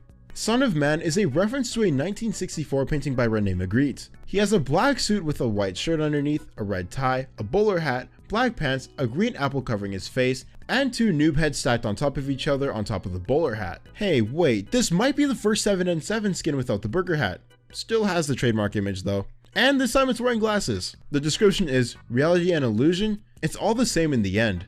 Son of Man costs 500 player points. Disco is a reference to John Arbuckle from a Garfield meme. He has a radical brown disco shirt, a blue tie with the trademark image on it, brown pants, and black shoes. Since the trademark image is on the tie this time, this is the first 7 and 7 skin where it's not on the back of his shirt. His description is, Kool Kid! Which is a reference to John Arbuckle always yelling at Garfield when Garfield makes him mad.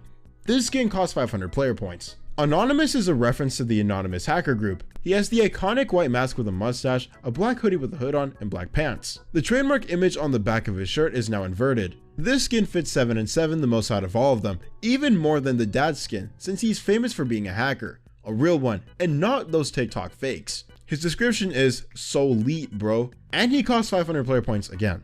Onesie gives 7 and 7 on Blue Shark Onesie. He has a hoodie shaped like a shark mouth, a blue shirt, and blue pants. He has lost his noob head, and just like Disco, the trademark is on the front of his shirt instead of the back. The image has 7 and 7 sleeping on the couch with an obviously now evil cool kid feeding him presumably sleeping pills. You can tell he's no longer innocent from his demented smile. His description is "a snog and a bug in a rug." He has no idea his son is but one bad day away from turning into a menace to society. Onesie costs 550 player points. Windows turns 7 and 7 into the Windows XP operating system. His head has been changed to an old computer with the default Windows XP background as the face, his shirt and legs are also the Windows XP background, and his trademark image sits in the bottom right corner of the shirt. Turning into a computer caused him to lose the noob head again. The description is "really loud error noise that lasts 20 minutes here." Windows costs 575 player points, a lot more expensive than the real one when it first came out. Magic Ninja turned 7 and 7 into an avatar version of the gear Magic Ninja. He has a small ninja on top of his head that replaces the burger. He has an even smaller ninja on top of the small ninja that replaced the noob head. He wears a ninja mask with a red headband and an all black outfit. This skin was supposed to be scrapped, but it got added anyway, so you should buy it in case the developers change their mind. You'll lose the skin, but you get bragging rights, and it only costs 600 player points. It doesn't even have a description or a real image. The quote-unquote image is in a base plate with a name tag. Cecil turns 7 and 7 into Cecil Stedman from Invincible. He has a grumpy old man face, a receding hairline and gray hair, a dark blue suit with a white undershirt, a pin on the right side of his chest that looks like the United States flag, a red tie, dark blue pants, and black shoes. The small noob head has shades and a mini United States flag on top of it. His description is "you're not like him, Mark," and he costs 700 player points. I don't know why anyone would buy this skin, though it seems like everyone hates Cecil. Decoy is another skin that's a reference to gear. This time, it's Decoy Deploy. Decoy turns 7 and 7 into Decoy Deploy, like an exact replica. All of his original items like the burger hat and small noob are gone, but not the trademark image that's still there. Decoy has a cork on his head, a half purple and half purplish liquid. His legs are also completely purplish liquid. This skin is a perfect fit for 7 and 7 since his only useful ability is his decoy. His description is "hehehehe, they won't see this one coming," and he costs 700 player points. Fishbowl doesn't have a single sentence, not a single word, not even a single letter about the skin on the wiki, yet they got the description and cost. You can't make this up. Out of pure spite for this wiki page, I'm not explaining the skin, no matter how cool it looks. You can blame the wiki for that. Dummy is another skin that's a reference to a character from the Get a Snack series. He's completely gray and the small noob disappeared again. He also has custom faces. His description is description test. 750 player points. It costs 750 player points to be a gray blob with a burger on his head and a stupid image on his back. Spy is a reference to the Spy from TF2. Just like the engineer skin for Builderman, Spy's clothes can be either red or blue at the start of the round. He also has custom voice lines when he's burning and dying. He has a ski mask, a suit with a white undershirt, a tie, pants, and shoes. His description is "that spy is a spy," and he costs 750 player points. So judging by price alone, Spy from TF2 is just as valuable as Dummy from the Get a Snack series. Understandable. Flint is based on Flint from Mother 3. Flint was released as part of the Earthbound skin pack to celebrate Mother 3's anniversary. He has a cowboy hat that puts a shadow over his eyes, not much though, a mustache, a tan shirt, a red scarf, yellow sleeves, brown pants, and brown shoes. The burger hat and small noob head are moved to the top of the cowboy hat. His description is "geez, you're persistent," and he costs 800 player points. Idiot is a reference to the "you are an idiot" malware that appears when you go to youareanidiot.com. I would tell you not to go to that website because it can literally break your computer permanently, and I am not kidding when I say that. Please don't go to the website. But I warned you. Also, I'm pretty sure that link doesn't work anymore. But that also does not give you the reason to go to that website. Anyways, Idiot has a mask of the smiley face, a white torso, black arms, and black legs, and around his entire body is the smiley face. There's also a coda at the bottom of his torso, which translates to a smiley face somehow. The description is "you are an idiot, ha ha ha ha ha ha ha ha ha ha ha," which is a line that's repeated on the site, literally calling you stupid for searching it up while simultaneously breaking your computer. Idiot costs 800 player points and won't crash your computer, I think. Scripter turns 7 and 7 into a Roblox user with the same name. He was a former moderator who was terminated for using an exploit to give himself 6 billion Robux and leaking the Sparkles feature. Yeah, he's an idiot. Scripter has unique animations and interactions with sports. Scripter has a blue torso with a black cogwheel in the middle and the stupid trademark on it, black arms, a black right leg, and a white left leg. His description is, it's exactly what it says it is. Or is it? Ominous music please. Subbed by Timatesus, I'm really sorry if I pronounced that wrong. He costs 850 player points. Comic turns 7 and 7 into Sans. Yeah, the one from Undertale. The burger he had on his head was replaced with a hot dog. And the stupid trademarked image is on the front of his white shirt. He has a blue jacket, the Sans head, a white hood, black shorts, and pink sandals. And I definitely didn't just explain a character 90% of people watching this already know for no reason. His description, I'm 7 and 7, 7 and 7 the hacker, is a reference to a quote Sans says when he's first introduced. Comic costs 1,000 player points, not expensive enough to walk around looking like Sans. It should be 10,000 instead. Chance. Milestone skins. Milestone 1 gives Chance a red shirt with a white vest that has a red diamond on the left side of his chest, dark gray pants, black shoes, red star-shaped sunglasses, a red sparkle time fedora, a white bow tie, and red headphones. The coin that he flips has been replaced with a poker chip that has a red and white pattern outlined. The red side is heads and the white side is tails. That's a lot of new stuff for a Milestone 1 skin, but don't get your hopes up. Milestone 2 gives Chance puffed up sleeves, making the puffed up part white,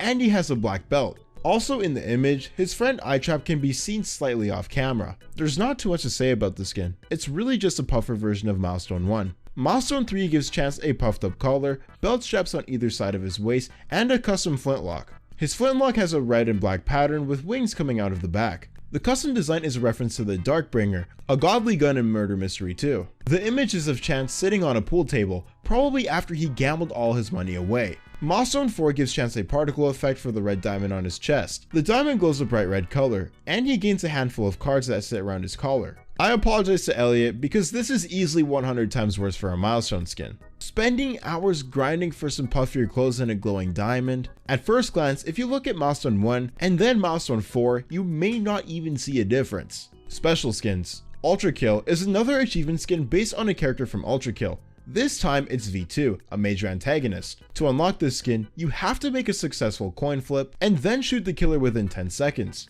The achievement is a reference to the marksman revolver from Ultra Kill. Ultra Kill replaces Chance's fedora and headphones with the red sparkle time fedora and red polished clockwork headphones. His shades are also replaced with circular yellow glasses to look like V2. Chance's suit is replaced with V2's armor and he gains its wings. Also, his flintlock is replaced with a piercer revolver and plays a custom sound if it blows up. The description for this skin is, blood is fuel. Mirror is an achievement skin that gives Chance studs on his arms and legs and changes his whole body to be a grayish blue. To get this skin, you have to have 50 stacks of weakness applied at the same time using Chance's favor. His description is, now you're just as frail as glass too. This skin should be pay to lose. The flintlock blowing up next to a glass Chance should definitely kill him. Regular skins. Homeless is the consequences of having a crippling gambling addiction. Chance wears torn brown scraps of clothing, his headphones and shades are all made out of cardboard, and his fedora is made out of paper. The image for the skin is literally Chance inside of a cardboard box with a mug, a reference to when Squidward became homeless and asked for spare change. Homeless's description is, time's been real tough since he fell for a projected limited scam. He costs 100 player points, but honestly this skin should be free because he's homeless. I mean, to be fair, it's not bad to give him some money, but you can just pick him up and take him with you. Agent, the last skin in the Trash Agent series, and I'm still gonna go over the outfit again. Chance has a gray suit with a red tie and a white undershirt, gloves, and a microphone that's connected to his headphones. I sure hope this is the last agent and the devs don't make any more. Just like with 7 and 7's image being a continuation of Builderman's image, Chance's is a continuation of Guest 1337's. His description is, relax boss, we got it from here. He costs 400 player points, but I highly recommend not buying him. Blue Day turns Chance's entire outfit blue. He has a blue sparkle time fedora, blue headphones, blue sparkle time shutter shades, a blue suit with a white tie underneath, a blue tie, black pants, and black shoes. The description, Da by Dee Da by Die, is a reference to the old and iconic song Blue by Eiffel 65. Blue Day costs 400 player points, and you should totally buy him. Pink Day is the same as Blue Day but pink. Pink Day gives Chance a pink sparkle time fedora, pink sparkle time shutter shades, a pink suit with a white shirt and pink tie, pink headphones, black pants, and black shoes. Pink Day could be based on the Feeling Happy Today meme or the Sparkle on It's Wednesday meme, but the description gives it away. I'm Pink Dabba Dee Dabba Die. Pink Day costs 400 player points, and you should just buy the skin along with Blue Day. Work Clock is based on the Roblox admin Clockwork. Work Clock replaces Chance's suit with a white one, gives him a black vest, and replaces his headphones, shades, and a fedora with white variants. I think his flintlock should at least be changed to a different colored one or a cool retexture because it kind of stands out. Workclock's description is snazzy. This one's gonna be short because there's only so much I can say about black suit white now. Workclock costs 450 player points. Elmad might be the first Forsaken skin based on an old Roblox forum. Let's make a deal. It was a popular forum for trading limited items. Think of it as a trade hangout, but older. Elmad gives Chance a blue sparkle time fedora, blue sparkle time headphones, blue sparkle time shades, a plain blue torso with the word Elmad on the side, blue armbands on both of his arms, and a blue band on his right leg. His description is, "I'm not the toxic one, you are." Elmad costs 475 player points. It's probably a good thing Roblox shut down forums. Elmad would be horrified at the current state of limited items. All that gambling forced him to work as a fast food worker. Fast food makes Chance wear the same Burger King outfit 7 and 7 had to wear when he was working there. There's a slight chance, get it? They might have been co-workers. Working at a Burger King with a black sparkle time fedora has to be seen as flexing. His description is, "Just give me my dang food already." He costs 500 player points. This skin perfectly represents the state of limited traders right now. Loads of Amon gives Chance an appearance similar to Harry Enfield from Loads of Money. Chance has a yellow sparkle time fedora, yellow headphones, yellow sunglasses, a yellow sweatshirt with a black Adidas shirt underneath and white sleeves, white sneakers, and his coin has been replaced with a Robux bill. The image is a reference to the Loads of Amoni meme. Cowboy turns Chance into a stereotypical cowboy. He has a brown cowboy hat, black sunglasses, a red scarf, a brown shirt with a white undershirt, black pants, and brown shoes. His flintlock is replaced with a silver revolver. His description is, "Yeehaw!" Very informative. He costs 600 player points, which he probably stole from someone else. This section is going to be short. There's only so many times I can say Chance is a cowboy, and I've run out of ideas. The wiki did it again. They didn't add anything for a skin, but made sure to include an image, description, and cost. Here, have a picture of the skin instead. It's called Dog, by the way, but the wiki doesn't want you to know that. Also, the description Chance with a blog is a reference to Dog with a blog, an old Disney Channel show. Dog costs 800 player points. Miserable Y is based on the International Fedora series and the famous singer Pitbull, who goes by Mr. Worldwide. Chance has a suit and a tie. That's all I can really describe because the skin changes to match the theme of a different country every round. The only consistent thing about the skin is that his coin is now pink and his flintlock is violet. The description Mr. 305 is a reference to Pitbull, who doesn't just go by Mr. Worldwide. He also goes by Mr. 305. The skin is only 800 player points, which is extremely low for it being more than 20 skins in one. Alien turns all of Chance's clothes green, because green equals alien. He has antennas on his head, a green sparkle time fedora, green headphones, black shades, a green suit with a green undershirt, and black pants. He also uses a ray gun instead of his flintlock. When firing a ray gun, a custom electric shot sound will play. Alien also gives Chance custom dialogue, and he only speaks in alien language. His description is spoken in an alien language. Blip, zeep, zorp, limited, zip, glop, meep. Even as an alien, he still has an obsession with limiteds. He costs 800 player points. Nain turns Chance into Tak Nain, basically a waffle version of Nyan. This is a pair skin with Elliot's Nyan skin. Nain has a fedora with cat ears, red shades, a custom face, a cat-like head, black skin tone, a waffle torso, and a black tail. Nain also has custom dialogue. He had his own trail too, but it's red instead of the rainbow one Elliot's Nyan skin has. Yeah, I don't think I mentioned that. Elliot's Nyan skin has a rainbow trail. Nain's description is Nain for death, and he costs 900 player points. Jeff is based on Jeff Andonuts from Mother 3. He has a fancy green coat, a white shirt, a black bow tie, glasses with white lenses to hide his eyes, a black sparkle time fedora, green pants, and brown shoes. He also uses an NES zapper instead of his regular flintlock, and his other abilities have custom sounds. His description is, "I came because you called me," and he costs 900 player points. Multicolored Better is just a colorful version of Chance. He has a white sparkly coat, black pants, rainbow headphones, a rainbow fedora that for once isn't sparkle time, a rainbow bandana, rainbow shades, and black shoes. His flintlock is replaced with a very small rainbow assault rifle that makes custom shooting sounds. His description is, he's really taking risks going out in such bright, vibrant attire. He costs 1000 player points. Cool Bones is Chance if he literally gambled his life away. He has a skull for a head, a white skin tone, a black fedora with many skulls around it, a black suit with a white undershirt and red bow tie, black pants, and black shoes. His facial expression doesn't change since, he's just a skeleton now. His flintlock is also replaced with a Luger. His description is, "I've known kings to be beggars, and beggars to be kings." Really ironic coming from a guy with a skin about him being homeless. Cool Bones costs 1,250 player points. Pico is a reference to Pico, the protagonist of Pico's School, a game on Newgrounds. He has ginger spiky hair, a green shirt with darker green sleeves, brown pants, red shoes, a gun on his back that Pico used in his game, and a sparkle time fedora that blends in with his hair.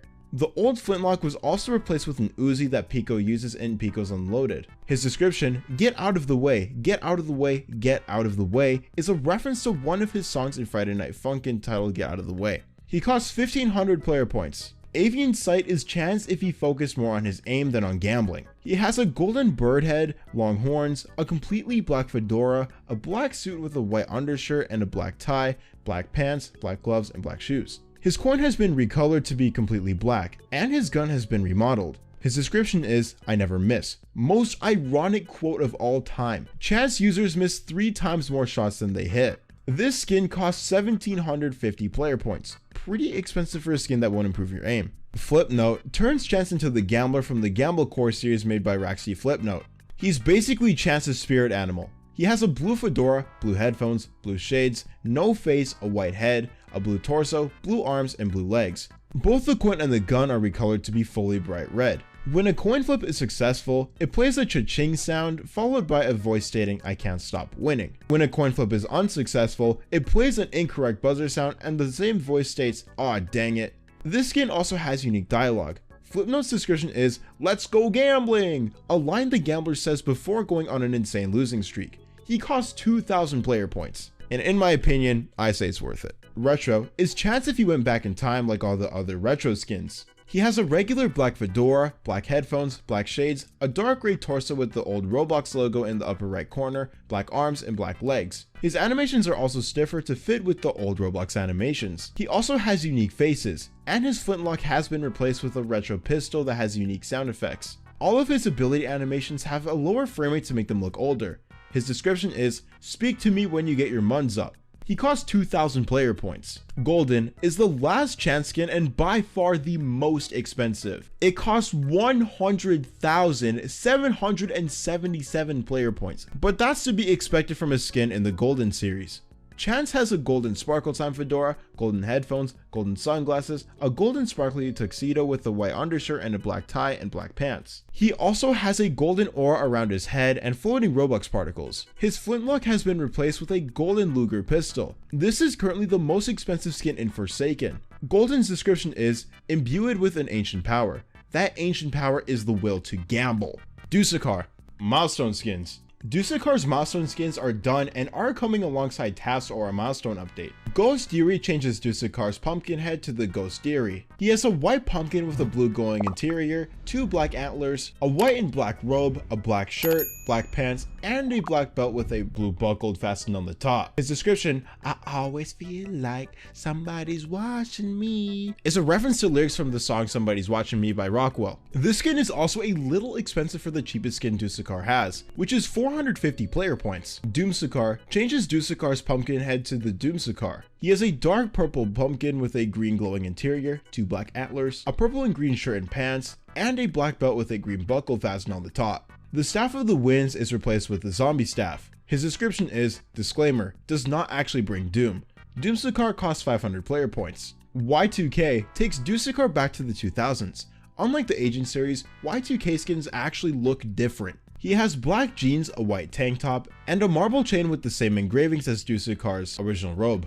He also wields a black staff that resembles a rod with a tiled square inside a donut shape stuck into the top. That's one way to explain his staff. Okay, unofficial Forsaken wiki. His description is, "Too cool for wizard school. Y2K costs 600 player points." Blizzaria changes Dusekkar's pumpkin head to the Blizzaria the Frozen. He has a black pumpkin with a blue glowing interior, a black and blue wizard hat, a black and blue robe with a white shirt underneath, and a snowflake necklace. He also wields an ice staff, replacing his Staff of the Winds. His description is, "The fearsome fruit brings about some peace. Blazzaria costs 600 player points. Paula is based on Paula Jones, a character from the Earthbound series. Kind of weird to give this skin to Dusekkar since he has a pumpkin for a head. Anyway, Paula gives Dusekkar a yellow pumpkin head, a red belt on top of the pumpkin head, a pink dress, red shoes, and her staff is replaced with a frying pan with custom sound effects. Also, her plasma beam has been changed to yellow. Her description is, "Can you hear me calling you?" And she costs 700 player points. Darkseid changes Dusekkar's pumpkin to the Darkseid the Fallen. He has a black pumpkin with a glowing purple interior, Darkseid antlers on top of the pumpkin, black and green antlers sprouting small Darkseid pumpkins, black and purple robes with a dark purple shirt underneath, a black belt with a purple bucket and pocket fastened to the top, a Darkseid the Fallen book around his waist, and a Darkseid the pendant around his neck. He also wields the Hades Staff of Darkness. His description is, "The only emperor is the Emperor of Ice Cream." He costs 750 player points. Toazuku is a reference to a now terminated Roblox user with the same name. The design of the skin is inspired by his 2009 rendition. Dusekkar's pumpkin head is replaced with the Eerie pumpkin head. He has a black pumpkin with a green glowing interior. He wears the Offer shirt and Offer pants, and his arms and legs are slightly transparent. The Staff of the Winds is replaced by the Staff of the Woodlands. The animations have also been altered to be 12 FPS to fit the 2009 look. His description is, "Ugh, I had to transfer my Robux to tickets right before all those Robux hats came out. Fail." He costs 750 player points. Marissa is a reference to Marissa Kirisame from the Japanese game series Touhou Project. Again, kinda weird picking Dusekkar to have this skin. She has an orange pumpkin with yellow eyes, an orange skin tone, a white and black witch hat with a white bow, white antlers, a black vest with 6 yellow buttons, a skirt, a white underskirt, black shorts, and brown shoes. She also uses a magic broom instead of Dusekkar's staff. The main reference for the model is the Marissa Kirisame plushie. Her description is, "It ain't magic if it ain't flashy. Danmaku's all about firepower." She costs 850 player points. Doombringer replaces Dusekkar's head with a sillier looking one. I disagree with the wiki on this. That image looks terrifying. He has a blue tall pumpkin head with a stem that has small holes carved as eyes and an open smile with a single tooth. He also has a fluffier robe over the current robe and his own custom staff. Doombringer is a reference to the dumb pumpkin meme from TikTok. His description is, "Doombringer dying." He costs 1250 player points, and I would stay as far away from the skin as possible. Oh, so this is what the 2009 skin was talking about. Toothy Deer turns Dusekkar into the Toothy Deer character from the Roblox online social hangout video made by Shedletsky. He has no pumpkin head, just a regular blue head and a blue skin tone, white antlers, his robe is now 3D, he has the ancient deity shawl, and a red glow on his head where the orb normal Dusekkar had was supposed to be. His staff is also changed and turns the spawn protection ray and shield red. His description is, "You're the boss now, admin chicken man." Even Toothy Deer can see that Shedletsky has a weird obsession with chickens. He costs 1500 player points.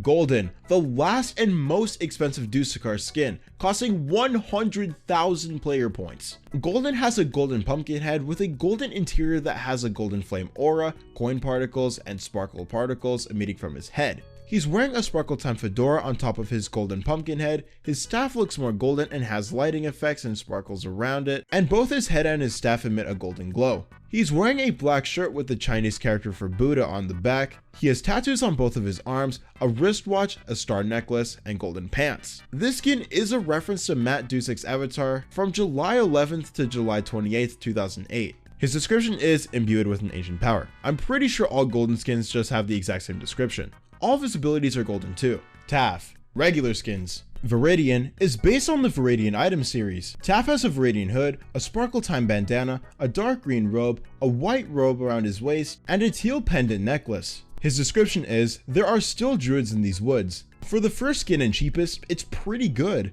Now what the devs could do is give the traps custom textures to fit the skins, or maybe Viridian traps could blend in too well. Viridian costs 350 player points. Astral Isles, these are some pretty cool names and skins, is a skin based on the Wizards of the Astral Isles. Taph has a hooded cloak of the Astral Isles, and a silver and gold robe with dark blue clothes underneath. Sorry if this one's short, there's not really much I can say. The image has him reading a book, and his description is, "Books make brain feel big."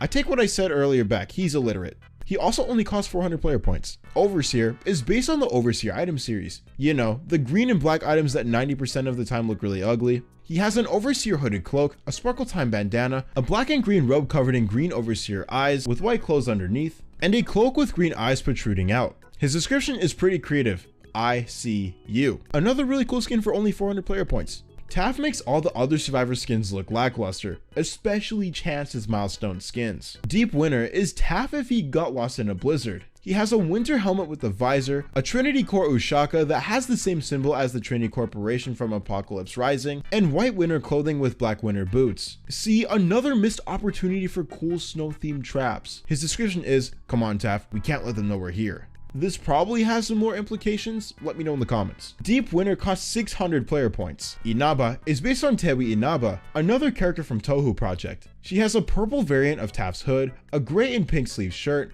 dark pants, bunny ears, and a purple scarf. The skin model is based on the Touhou Hero of Ice Fairy version of Tewi Inaba. That took quite a few takes, I'm not gonna lie. Her description is lovely, and she costs 600 player points. Unfortunately, the traps she places do not have bunny ears.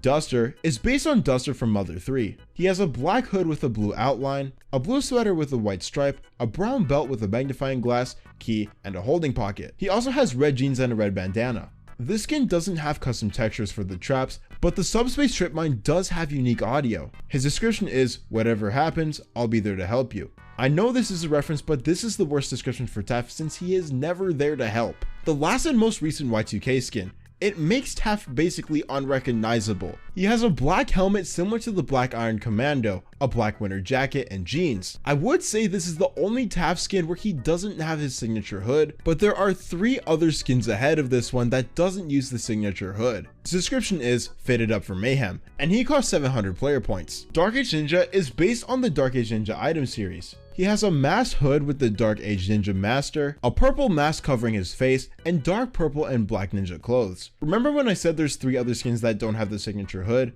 This is one of them. His description is, ninja moves go! Also one of the only ninja skins actually worth its price of 750 player points. Nevermore is based on the ice skull of Nevermore. His hood is dark blue and black to match the theme of his skull. His skull is the ice skull of Nevermore and it also has horns. The rest of his clothes are dark blue and black to fit with the skull. His description is, brain freeze anyone? Taph just doesn't have a bad skin. No glaze. He costs 800 player points. The Dark Reaper is based on the Dark Reaper accessory. He has the Dark Reaper as his head and hood, dark gray clothes, and the Soul of Cinder black cape. He also has custom audio. When placing down a subspace trip mine, he does an evil laugh and screams when it is detonated. I think this guy is on the wrong team. There's no way this is a survivor and not the other way around. He actively enjoys watching the subspace trip mine detonate near killers. His description doesn't help either. One shudders to imagine what inhumane thoughts lie behind that mask. I just know this man's intrusive thoughts are insane. Even if the description is a reference, the devs handpicked that one. For 800 player points, you can cause chaos with a smile, or you can just buy Kool Killer. The last skin in this video after 20,000 words. And of course his name is Warhead. That's a fitting name for a final skin. The wiki says he's a walking weapon of destruction that might self-destruct on the verge of death. What? Again, how is this a survivor skin? He quite literally has a red and black subspace strip mine as his head. He has armor on his torso that resembles the framing of the subspace trip mine. His arms have red claws around them, and he's carrying a black hole bomb on his back. I understand this skin is purely a reference to the Warhead from Battle Bricks, but isn't Bomber an upcoming killer? Just save the skin for him instead. The description, its brother Patriot Warhead is running for president, is a reference to Patriot Warhead, an enemy who appeared in the limited time anniversary with Cheese subchapter in Battle Bricks. Not voting him for president would mean dire consequences. So basically for 1000 player points, you can be a walking nuke. Bonus section. Other skins because the Easter update came out while I was working on this video. Elliot. Mercurial is a seasonal skin that turns Elliot's head into an egg. He also has a cap with small wings on either side, a red suit with a yellow bow tie, a black belt, red shorts, and black shoes. Instead of throwing pizza slices, he throws chocolate eggs. His description is, constant change is the only thing you can count on. Kinda crazy for a man with an egg as his head to say that. He costs 500 player points. Jordan is one of 2 clerk sellers in the dump at work at a pizza place. He has a yellow skin tone, a red visor, brown hair, a green shirt, and black pants. He also has retro style animations. His description is, welcome to the dump. Judging by the image, he seems way too happy to say that. He costs 750 player points. Really expensive for one of the simplest skins Elliot has. Sally is another clerk seller in the dump. Judging by the background, her image is a continuation of Jordan's. She has a red visor, long brown hair, a yellow skin tone, a light pink shirt, and black pants. Her Her description is pretty different compared to Jordan's. Welcome to the dump. Yeah, I lied. She also costs 750 player points. Eliotto Spaghetti is a reference to Peppino Spaghetti from Pizza Tower, or you could just call him the Italian Elliot. He has a yellow skin tone, a red chef's hat, an Italian mustache, custom facial expressions, a red apron, a black shirt, and black pants. He also has custom dialogue and unique sounds when he's throwing pizza or when someone eats pizza. His description is yo, which I think is a reference to Mario. I can't confirm it though. He costs 900 player points. Gummy is the newest and most expensive Elliot skin, for real this time. Elliot is turned into a gummy bear somehow. His entire body is green gummy bear jelly, and he throws small green gummy bears instead of pizza slices. I don't think he even lasted a day before going off sale due to bug fixes, but don't worry, he'll return in a later update probably. His description is juicy watermelon flavor in every single bite.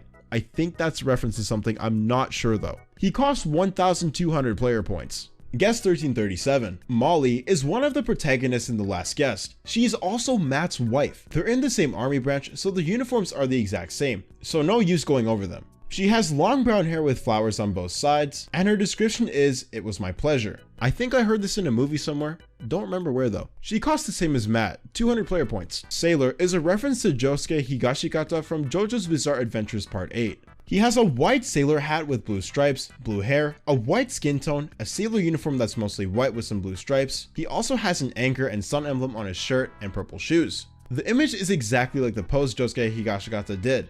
Even the grass is the same. His description is, "I'm going back to take my last pass." This is probably a reference to a really cool moment, but I haven't seen JoJo's Bizarre Adventures. Sailor costs 600 player points. Were you expecting me to go over Swashbuckler again since I didn't before? His description is, "I'll have the killer's head served on a fine platter." He costs 1,000 player points and has a cannon attached to his right arm for some reason. He also has the sword pack on his back, and that's all the information you'll get again. Oh, now Joker has information on him. Good going, Wiki. Last I checked, there was nothing there. Joker is a reference to the Joker egg from the iconic Roblox 2018 egg hunt, the Great Yolk-Tales. He has the egg as his head, a purple shirt with the stupid image in front, black pants, and a yellow smiley egg on top of the Joker egg head, if that makes sense. Only this wiki could say what the description of Joker is referencing and not post the actual description. Joker costs 500 player points. Guess I'm doing the same thing for Fishbowl that I did for Swashbuckler, even though he still has nothing written down. Wiki, what are you doing? He has the fishbowl as a head and some big pink fish inside, a yellow right arm holding a blue fish, a blue left arm holding a yellow fish, a picture of the ocean on the front of his pink torso, and grass textured green pants. His description is, he barely had any time to sit and cater to his fishies, so he brought them with him naturally. Does he know fish can't breathe out of water? Anyway, he costs 750 player points. Shedletsky. Ironclad is a reference to a character from Slay the Spire who has the same name. He has a gold mask with glowing orange eye holes, gold shoulder pads, a dark gray and brown shirt, dark brown gloves, 2 dark brown belts, red shorts, and brown shoes. At least I think those are shoes. He has a custom gray sword. His description is, the remaining soldier of the Ironclads. He costs 700 player points. Mama Letsky turns Shedletsky into a mother. Actually, he looks more like a grandmother. She has old gray hair, glasses, a blue floral shirt, I think that's a shirt, tan pants, a wristwatch on her right arm, a brown shirt underneath her floral shirt, now I'm really confused, and dark brown shoes. That was probably really inaccurate, but I'm going off of showcase videos and the single image the wiki gave me. She has custom interactions with the other survivors, and she was suggested by an unknown person on Discord. They're unknown because the server got nuked and the message was lost. This is why we can't have nice things. Her description is, careful with that, darling, you could hurt someone. She costs 1,500 player points. Oh, and she uses a rolling pin instead of a sword. How is that supposed to hurt killers like 1x1? Louis Gamer Cool is a reference to a YouTube channel Flamingo made as a joke, and the channel's name is Louis Gamer Cool 23. He has blonde hair, sunglasses, a green shirt with a picture of Sonic on the front, a white skin tone, and light blue pants. This skin was supposed to be a replacement for Harry Twinkle 2929 due to the false allegations, but since the accusations were, well, false, he was re-added to the game. So now we Forsaken fans get to have both Harry Twinkle 2929 and Louis Gamer Cool 23 as separate skins. His description, top 10 reasons to hate noobs, is a reference to his first video on the channel that currently has 5.1 million views. The skin costs 923 player points. I think the 9 is from Harry Twinkle 2929 and the 23 is from Louis Gamer Cool 23. I could be wrong. Builderman. Egghead, not the Island One Piece fans, is a seasonal skin that turns Builderman into Builderman Egg. Pretty creative, huh? The skin's just Builderman, but his head is a fat egg, and it's where his torso should be. It was originally scrapped when this name left the team, but now it's back as an Easter skin. Egghead begins to crack when he's under 50% HP. His description is, who you call an egghead? He costs 500 player points. Builders Club is a skin based on paid Roblox membership before it was replaced with premium. A lot of people watching this have probably never even had Builders Club. Builderman wears the Builders Club hard hat, a hoodie that matches the same color scheme, yellow and light blue, blue jeans, an Easter egg basket on his right hip for some reason, and white shoes. His description is, equipped with his trusty hammer, Easter basket, and mighty fine hard hat. He costs 400 player points. The devs should have made the price equal to the amount of Robux you got at the end of the month from the subscription. Just a suggestion though, Turbo Builders Club is the second tier of Builders Club. Builderman now has the Turbo Builders Club hard hat, a hoodie that matches the same color scheme, black and orange, blue jeans, no Easter basket this time. Instead, he has the Blox Delicious bubblegum on his right hip, and he has white shoes. He also has a bunch of tools inside the hood, which just sounds uncomfortable. Just get a tool belt. His description is, loaded with Blox Delicious bubblegum and a handful of tools. He costs 500 player points. Outrageous Builders Club is the third and final tier of Builders Club. Builderman straight up stole Taph's hood because it matched the color of the Outrageous Builders Club hard hat, which is stacked on top of the hood, along with the eyes of the Everworld and Outrageous Aether spectacles. He also has a huge Midas glove on his back. One wrong step and it's all over. By the way, you could have gotten all these items if you paid for Outrageous Builders Club. Bet you feel left out now. Me too, I couldn't afford it. Builderman also has a hoodie that matches the color scheme, black and yellow, darker colored jeans, and white shoes. His description is, dressed from head to toe in the finest Outrageous Builders Club attire. He costs 600 player points. Jason. Milestone skins. Milestone 1 makes Jason look like the one from Friday the 13th Part 3. He has a green Dickies shirt, khaki pants with a blood stain on them, black shoes, and a white hockey mask. He also has a face behind his mask, and his face is visible in all of the other Milestone skins except Milestone 4. His face looks really ugly. No wonder he wears a mask. He looks like an ogre under that thing. His description is, make mommy proud Jason, don't let them escape. Yeah, he's kind of schizophrenic too. Milestone 2 is a pretty big difference. This time, Jason gets his look from Friday the 13th Part 6, Jason Lives. He looks more like a zombie. His shirt is a darker green, and he has brown pants, yellow gloves, a utility belt, and a darker tan colored hockey mask with an axe mark near the top. His description isn't all that different from Milestone 1. Make mommy proud Jason, don't let them escape. Yeah, I lied, they're the exact same thing, but it changes, I promise.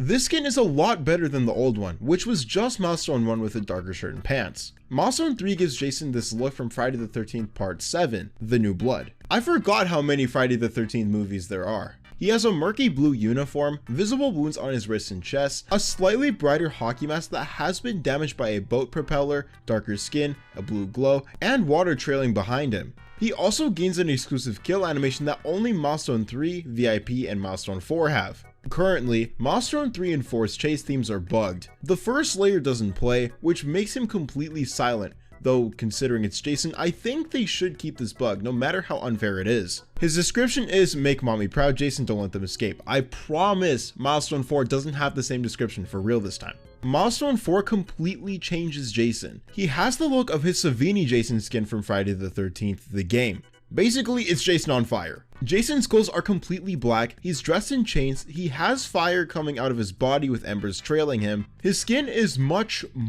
darker, and his hockey mask is much darker with the eye holes glowing a bright yellow. His description is, okay dude, now why is he on fire? This is starting to get ridiculous. See, I told you this wasn't the same. Also, Jason started getting ridiculous when he survived being tied to a boulder underwater and getting his head cut off. Overall, easy one of the coolest Milestone 4 skins. Special and seasonal skins. VIP is a special skin that can be obtained by buying the VIP Game Pass. Jason's clothes turn into the drip clothes from the dripped Goku meme, and shoes from the drip Amogus meme. Jason has a Supreme jacket, red sneakers, a gold hockey mask, a gold machete, and a gold chainsaw. He also has a custom chase theme that contains an Among Us and Ultra Instinct reference. He also had a custom Last Man Standing theme, but it was accidentally removed. His description, dripping like a wristwatch, is a reference to a quote from TikTok by Joji, but the shining part is replaced with drippin'. A cool skin, but 800 Robux is wild. Insane Streamer is a seasonal skin that turns Jason into the Insane Live Streamer, aka Germa985. This is an April Fool's skin that, like most April Fool's skins, was only supposed to last 5 days, but ended up staying until April 21st. Jason has brown hair, a gray shirt with dark blue sleeves, blue skin, dark blue pants, and white shoes. He also has custom voice lines for all of his abilities. His description is, "Do you know what it's like to bail alive?" He costs 985 player points. Easter Ripper is a seasonal skin that turns Jason into the Easter Ripper from the horror game Murder House by Puppet Combo. He wears a purple bunny costume, thick black gloves, bunny ears, a leather bow laced around his neck, and a large sickle in his hand. He also carries his default chainsaw. His description is, "They came for the story came for them." Unfortunately, this skin has no custom sounds or themes, which is odd because I'm pretty sure a sickle doesn't sound anything like a machete. Easter Ripper costs 750 player points. Regular skins. Friday gives Jason his outfit from Friday the 13th Part 2. He has a plaid shirt, black pants, black shoes, a bag over his head, and he wields a pickaxe instead of a machete. How can you see with a bag over his head? Maybe some form of plot armor. His description is, heh, he's got a bag over his head, heh, lol. Pretty lighthearted description for a killer who goes out of his way to turn teenagers into statistics. He costs 300 player points. Camp Counselor is a reference to a webcomic called Camp Counselor Jason. He has a lanyard with a whistle, a yellow buttoned up shirt that says Camp Crystal Lake, red shorts, and black shoes. His description is, "At least he doesn't seem to remember us." I think this is a reference to a quote from the webcomic, but I don't know. I don't read those. Not very accurate for Forsaken though, considering he's still killing survivors. He costs 300 player points. Nun is a reference to the indie game Nun Massacre, another game made by Puppet Combo, or it's just Jason in a nun costume. I would go over the appearance, but it's pretty repetitive. It's Jason in a nun costume. Nothing more I can say about that. He does, however, have a monochrome chainsaw and a machete. His description, Proverbs 14:29, means, "Whoever is patient has great understanding, but one who is quick-tempered displays folly." Yeah, this matches Jason since he literally has an ability focused entirely on stalking, which requires patience. Survivors are lucky the developers let him have layers for his chase themes, and not when he's right next to you. He costs 400 player points. Party is Jason at a party for the wrong reasons. He has a dark gray skin tone, a rainbow hockey mask, a party hat, a red shirt that says Happy Birthday Roblox and a cake on the back, and a black outline around his body. His machete has a birthday cake slice at the end for some reason. His description is, "Let's have some fun." This man has evil intentions. If he really wanted to party, he wouldn't have brought a machete and put a slice of cake on it. He costs 500 player points. Lumberjack is Jason if he played Lumber Tycoon 2 too much. He has a beard and mustache on his mask, a red plaid jacket, brown gloves, and an ushanka on his head. He also wields a lumber axe, and his chainsaw now has a yellow handle. His description is, he really doesn't like to kill people honestly. He has a passion for starting his own lumber company. His passion must not have been good enough for him to be in Forsaken. He also costs 500 player points. Weights and Jorthies is Jason if he hit the gym after losing in almost every Friday the 13th movie. He has a muscular body, earbuds, a black hachimaki, a shirt with the poster for Friday the 13th Part 8, Jason Takes Manhattan, and red shorts. His description is, interrupt his getup and bro session and you'll be sorry. This is inaccurate. It's more like if you hear the layer 1 chase him or he sees you, you'll be sorry. He also just doesn't rely on a machete. Instead, he uses a dumbbell. He also costs 500 player points. Hockey Star turns Jason into a hockey player since, you know, his iconic mask is a hockey mask. He has a black hockey helmet, a black shirt that shows a picture of his mask and 2 machetes on the front, and Voorhees with the number 13 on the back, hockey gloves, a duffel bag on his back, a necklace with his hockey mask on it, hockey pants, and ice skates. He also uses a hockey stick instead of a machete, and his chainsaw has a black and white design. How hard do you have to hit someone to kill them with a hockey stick? Anyway, his description is, keep a close eye on him, he might slapshot you with his chainsaw. He also costs 500 player points, just like the last 3 skins. Manhattan gives Jason his look from Friday the 13th Part 8, Jason Takes Manhattan. He now has a worn down navy blue uniform, a rotten hockey mask, and water effects emitting from him. His machete and chainsaw stay the same. His description is, New York has a problem now. Realistically, Jason wouldn't last a week there. He'd be swarmed by at least 50 police officers and some SWAT officers. He costs 500 player points, again, for the 4th time now. Arrival makes Jason take on the appearance of Kate from Slender the Arrival. He has a black hood, white skin, a dirty jacket with a dark blue shirt underneath, black pants, and brown shoes. Yeah, this skin is just Jason with a hood. There's nothing special about it. The description is, Kate and Charlie saw him once before he emerged into the fog. That's probably a reference to something, but the wiki doesn't tell me. He costs 600 player points. I'm kind of surprised he isn't also 600 player points since, like I said, it's Jason with a black hood on. Hitbox accurate gives Jason the appearance of Sephiroth from Final Fantasy VII. He has long gray hair, no shirt, his machete is replaced with a stupidly long sword, a shorter base on the chainsaw but a longer blade, and black pants. This skin is basically what Jason's hitbox actually looks like, so now you guys have no complaints since you can literally see the sword hitting you. He also has his own chase theme. His description is, canon hitboxes by the way, for 666 player points, you can have a lore accurate hitbox skin. Michael Myers makes Jason look like, well, Michael Myers. He has a green shirt, blue jeans, black shoes, a black skin tone, and a plain white mask with eye holes on his face. His chainsaw is also replaced with an industrial one. The model for Michael Myers comes from 2010. His description is, remnants of Michael's old days, and he costs 750 player points. Also, I'm pretty sure this is the first Jason skin so far to completely change the chainsaw's model and not just recolor it. Leatherface makes Jason have the appearance of Bubba Sawyer, also known as Leatherface from the film Texas Chainsaw Massacre. He has a blood-stained butcher's outfit, black hair, and the face of one of his victims as a mask. He also uses a claw hammer instead of a machete, and his chainsaw is red and bloodstained. This specific design is a reference to Leatherface in Survive and Kill the Killers in Area 51. His description is, one blink and you're out, waking up on a meat hook. He costs 800 player points. Delirious is a reference to H2O Delirious, a YouTuber known for making Gary's Mod and GTA 5 content, also known for being friends with Vanoss Gaming. He also made videos on Friday the 13th, the game. He has a bright blue hoodie with a plain white t-shirt underneath, black pants, a cleaner version of Jason's mask, black hair, and a clown face behind his mask, which is a reference to H2O Delirious's GTA 5 character. He has custom voice lines and an upcoming chase theme. His description is, ticket for Pluto NAS 3D. He costs 820 player points, which is a reference to the H2O part since they sound similar. Michael Myers is a low quality version of the Michael Myers skin, yet it costs 900 player points, 150 more despite being a lower quality. He has a really dumb face mask that looks like it was face paint, a brown skin tone, a green shirt, white hands, and black legs. The skin is based on the oldest design for Michael Myers in Survive and Kill the Killers in Area 51, and in that game, he was named Michael Myers. His description is, the night he came home, and once again, he costs 900 player points. Alfred Davis is a skin that references Alfred Davis from the Mad Father series. He has a white bloodstained lab coat with a gray t-shirt underneath, black pants, short messy brown hair, glasses with the left lens broken, an eerie smile, and a white skin tone. He uses a kitchen knife instead of a machete, and his chainsaw is gray, more mechanical looking, and heavily bloodstained. This model is based on Alfred's appearance in the Horror Mansion. He's also the only Jason skin currently without a mask or something covering his face, and he has unique voice lines taken from Mad Father. Fair warning, his voice lines are very weird. His description is, by making you a doll, your beauty can last forever.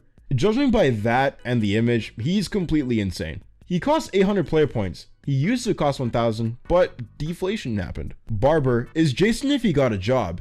He has a white buttoned up shirt with black overalls and dark gray gloves, gray pants, dark brown boots, and a large pair of scissors that replaces his machete. He's also slightly bigger than other skins, effectively giving him a slightly larger hitbox. This skin's mostly a reference to the bald 2-time meme where, as I explained in the last video, a UGC item that was used to cosplay 2time's hair was taken down. So everyone cosplaying 2time became bald. Barber's description, you gotta sue that barber dog, is a parallel to the description for 2time's bald skin. Someone sue that barber dog. Ugh. There's also a unique upcoming Last Man Standing theme titled Receding Lifespan that plays for bald 2time and barber. Barber also has a unique ability to either turn survivors bald or give them a random haircut by hitting them. He costs 1000 player points. He was 750, but instead of deflation hitting the skin like it did with Alfred, this skin was hit with inflation instead. Vanity is based on a song by Flavor Foley called Butcher Vanity. Jason takes the appearance of Yishi as she's seen in the music video.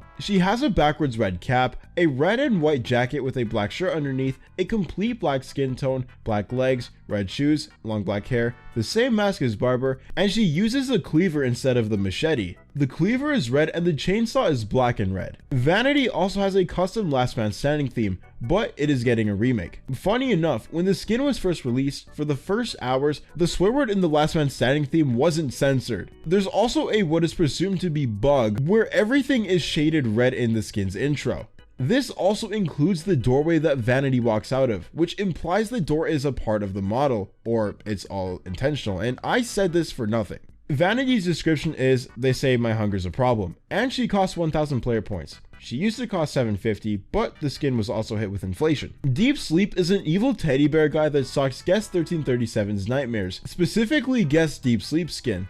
He has a torn tank top, teddy pajamas, a purple teddy bear head, and the default Roblox smile inside the teddy head. His machete is purple and it has the teddy bear for the handle, and the chainsaw is slightly purple with a ribbon at the top. Despite this skin and Guest Deep Sleep skin being directly related, there's no last man standing theme. Wasted opportunity. This skin, however, does have its own custom chase theme, which sounds very cool and fitting for a skin like this. The description for the skin is, don't let them bite, and he costs 1000 player points. Combat Initiation is the last Jason skin unless the devs decide to add another set of skins the day after I finish reading this like last time. Jason's appearance is completely changed to his appearance in Combat Initiation. He has a red torso with the Void Star PNG t-shirt, yellow legs, black arms, a black head, and of course the hockey mask. He has a custom chase theme, but is going to be replaced with a new one, and the date is unknown. He also has custom sound effects for his Raging Pace ability. His chainsaw is also elongated to look like the one used in Combat Initiation. The description, this is the Jason army, notable for his geometric style face mask and, free chainsaw. His AI is a single-celled organism, is a direct quote from Maxer's incorrect summary of Ultra Kill. This is currently the most expensive Jason skin, costing 1250 player points. Kool Kid. Milestone skins. Kool Kid will receive milestone skins soon, but a concept for his milestone 3 skin was teased in the Discord. He has horns, a red cape, black boxes with red outlines over his arms, fire coming out of his back, and a different body texture. This and his milestone 4 skin will also have custom voice lines and unique chase themes, but this is just a concept, so take this with a grain of salt. Regular skins. Whimsical is Kool Kid if he actually acted more like a 10-year-old and not a menace to society. He has a propeller hat and he uses a lollipop instead of the firebrand sword. The propeller on the hat spins faster as you accelerate. His description is happy, happy, happy. And he costs 450 player points. This is probably the least changing killer skin in the game, since all it gives Kool Kid is a hat and a lollipop. Original is Kool Kid's original avatar that he used when he was hacking games in 2014.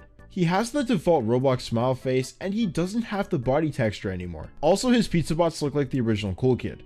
The description for the skin is, just like Papa used to see him. He costs 500 player points, making him the cheapest Kool Kid skin that changes the pizza bot models. Cultist is Kool Kid if his group turned into a cult, which it pretty much already is. He has a red hood, red robo pants, and a belt with the knife of sacrifice. His description is, join Team Kool Kid, though I imagine that message is a lot darker since he's a cultist. He costs 500 player points. Pool Kid, the first skin to actually change more than just his clothes. His skin is a very bright white, he has a dark green puffer vest, a green and blue banded fedora, red and orange eyes, and his limbs are pitch black. He also has an 8-ball necklace, and his firebrand is replaced with the Roblox classic brigand sword. His description is, he's got the nastiest bang shot in all of the realm.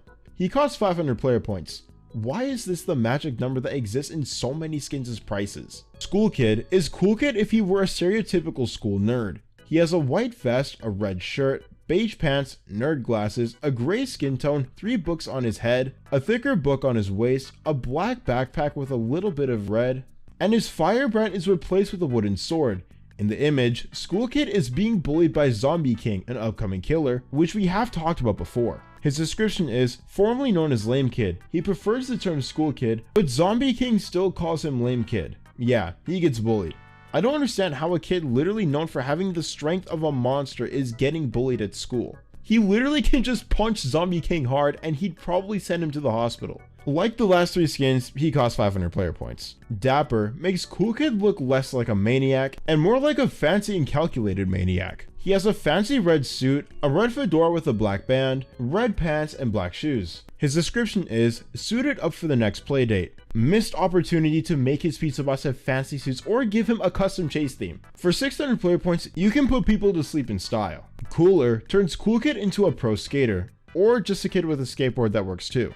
He has no shirt on, red headphones, a red and black hat, black and red jeans, sunglasses, and a black and red patterned skateboard on his back. Like how Whimsical resembles Kool Kid when he was younger, this skin resembles Kool Kid as a teenager. The developer should have swapped out his firebrand for the skateboard. Imagine seeing Kool Kid charge at you with a skateboard in his hand. His description is, skating with the same board that his dad gave him. He costs 700 player points. Weirdly Strict turns Kool Kid into Dad from the game Weird Strict Dad, which by the way is the most unsettling looking collab skin for Kool Kid. Imagine this charging at you. He has a yellow head, a red torso, yellow arms, an oddly muscular back, green legs, and the Renderman face. His pizza bots are also changed to look exactly like him. His old pre-existing voice lines are also all removed. His description, Bredian, I love your videos man, thank you for doing what you do, mentions the YouTuber Bredian, known for covering Weird Strict Dad and claiming it to be the worst Roblox horror game. The description is thanking him due to Soul liking his content. He costs 700 player points and will appear in my nightmares. Cosplayer is Kool Kid's horrible attempt at cosplaying as the other killers. He literally just puts a paper bag on his head with a poorly drawn version of the killer's face. If he cosplays 1x1, he puts on a poorly drawn green skeleton cardboard pullover. The image is clickbait. It shows him using cardboard versions of all their weapons, but none of them ever appear in game, not even as replacements for the firebrand.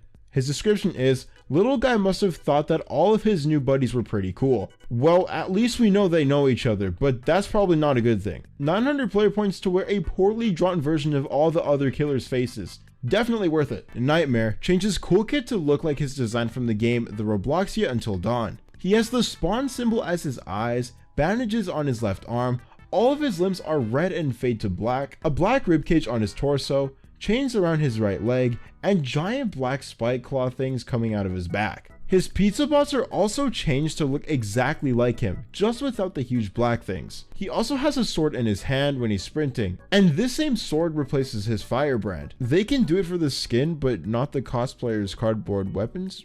Okay. His description is, Mama a girl behind you, and you cost 1000 player points. Kool Kid is Kool Kid if he were insane. More insane than he already is, and he's wearing different pieces of several survivors. He has a party hat on his head that's stabbing 7 and 7's burger hat, 2x wings, a large brown cloak, large black gloves on both his hands, a spiky collar, and a belt with Noob's Boxy Cola on it. This skin is a reference to Cupcakes, a My Little Pony creepypasta where Rainbow Dash has her flesh and body parts sewn into clothes. He also has a custom chase and last man standing theme. His party hat, which I mentioned earlier, is made out of the flesh of survivors. His last man standing theme is a reference to Ready to Die by Andrew WK. His description, all I really need's a smile, smile, smile, is a reference to Smile HD, an old violent My Little Pony animation where the main 6 suffer a gruesome fate due to Pinkie Pie, where they are all killed because she wanted a smile. Are My Little Pony creepypasta fans okay mentally? Anyway, this skin costs 1000 player points. Yep, this is gonna be a long one. Blue Dude is a skin that turns Kool Kid blue. That's pretty much it for his design. He's just blue, yet somehow there's enough information on the wiki to turn this section into over 400 words. His pizza bots are also blue. He also allows an emote titled Yay Wahoo Wee have a blue dance text instead of an icon like regular emotes. Blue Dude also has his own chase theme. The emote is also identical to the Monster Mash emote, but the music is different, which is a remix version of Blue Dude's theme. This emote also won't work with any other killer or Kool Kid skin. Yeah, this skin has its own exclusive emote.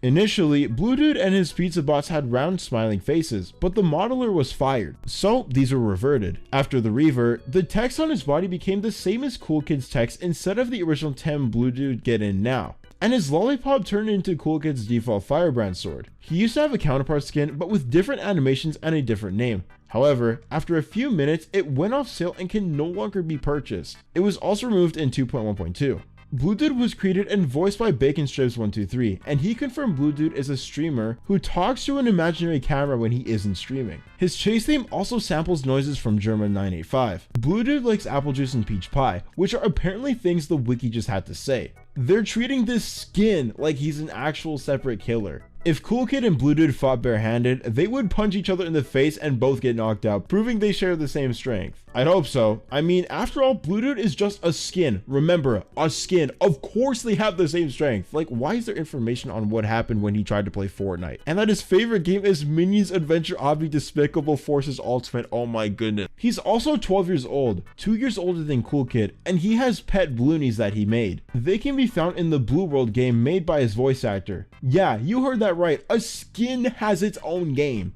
Also, 11808 is his mother, and 11808 is an unconfirmed skin for 797. There are Blue Dude counterparts for several other killers: Jameson for Jason, Jane Poe for Jane Doe, Infernum for 1x1, and Yesel for Noli. Yeah, the killer who isn't even in the game yet. I don't even think I ever got to his description. His description is, "I'm cooler because I'm blue, and he costs 1000 player points." This was so much longer than it needed to be. Mid-script, the game just added the 2-time update, so this video is automatically outdated now, but don't worry, we'll cover that in another video. Masked Man turns Kool Kid into the Masked Man from Mother 3. He has a black-gray coat, orange pants, a helmet, an arm cannon, and custom pizza bots that are similar to the pig mask army in Mother 3. This skin also has custom SFX, and his chase theme is based on the Masked Man's own theme song. His walk speed override sword and the corrupt nature projectile are also changed to be a bright neon yellow. Also, all of Kool Kid's pre-existing voice lines are removed. His description is, "Not even a fragment of life remains inside it," and he costs 1200 player points. Savior turns Kool Kid into Dust Belief Papyrus, an alternate version of Papyrus who murders his friends to get revenge on the player. He has a red skin tone, a papyrus skeleton with a crazed look, a dark red scarf, dark red shoulder plates, dark red gloves, a dark red cloak, and dark red boots. His pizza bots also now have their appearance changed to look like amalgamates from Undertale. He has different SFX, animations, and a unique chase theme. This skin was accidentally released in an unfinished state as part of update 2.1.2, but it became unpurchasable shortly afterward, and was re-added 4 days later as part of update 2.1.3. He also wields a yellow glowing rapier. His chase theme is a remix of the song Interstellar Annihilation from Dusttale. However, the original composer was fired, and thus, the chase theme will be replaced by Playing God by Epic in a future update. His description is, "No matter the cost," and he costs 1200 player points. Alright, just like Blue Dude, this skin has a lot of information. Mafioso turns Kool Kid into a Mafia member from Frozen Soul. Before I explain any further, this skin is getting reworked because the developers of Frozen Soul no longer wish for the characters to be used inside of Forsaken. And it's all the Forsaken community's fault. Anyway, he has a black fedora, a completely black body except for a yellow head, and he throws a white bunny for his corrupt nature ability. The bunny is also exactly the same as Frozen Soul's bunnies. Also, his firebrand has been replaced with a linked sword. He has choppier animations, custom voice lines, sound effects, and a custom chase theme. All of his voice lines are taken directly from Frozen Soul. His custom chase theme was made using the exact type of jazz associated with the real world mafia, and its name, Debito di Sonno, is Italian for sleet debt. If a player is killed by Mafioso, a sign reading depth verified will appear above their head. He also has a unique intro that is a black screen with the word sleeping, implying the round starts when the players sleep. His pizza bots have been replaced with Mafia members with randomized names like Squire, Debt Collector, Family Soldier, Battalion, and Maidman. He was originally going to have a last man standing theme against Nashatra Bielhild Shedletsky, but since you people can't behave, this was scrapped along when the collab was scrapped. His description is, "I really didn't expect to find one of our targets here." Mafioso costs 1750 player points. Future viewers watching this, let me know how much this skin has changed since the game updated while I was typing this. No longer. Final Kool Kid skin. One More Time gives Kool Kid the appearance of One More Time, a suit stand from One More Time Stando. It takes inspiration from the A Bizarre Day stand of the same name. He has a shining yellow aura, a yellow fedora, gray skin, and an orange and light green striped shirt and pants. His walk speed override animation is replaced with the drill glide. When stunned, a sound effect of Tom from Tom and Jerry screaming will play, which is a reference to the same sound effect being used for One More Time's implosion move in A Bizarre Day. This was originally shown to be an admin exclusive skin, but there was a poll asking if it should be public or not. The skin's design has been updated to be based on the model from A Bizarre Day's upcoming 4.0 update. His description is, "Show me how you want it to be. Tell me baby cause I need to know now." I think this is supposed to reference Britney Spears' Baby One More Time. He costs 1950 player points. Alright, before we get into John Doe, I am announcing the first ever Blocks Explained Roblox giveaway. I usually don't do these, but if we hit 50k by next Saturday, a random person in the comments who drops their Roblox name and their favorite killer skin will get 5,000 Robux. You guys have shown a lot of love to the channel recently, so I want to give back to all of you.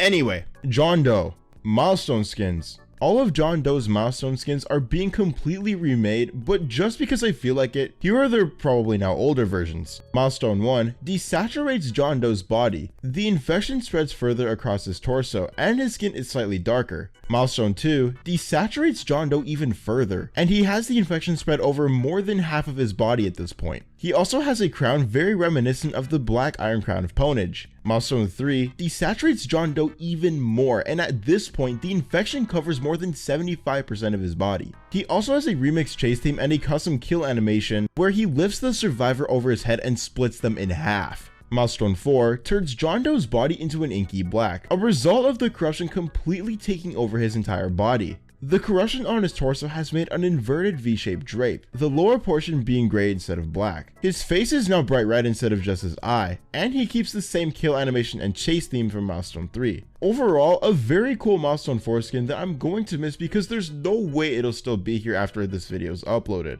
Special and seasonal skins. Santa is a seasonal skin that turns John Doe into Santa Claus. He has a red and white matching outfit, a red and white Santa hat, a red cape, a red bag of presents, and a snowflake particle effect, replacing his usual coat of particles. The only thing he's missing is a beard. Also, his glowing eye is now a light blue, same with his claws. His description is, he's about to give you a great big present.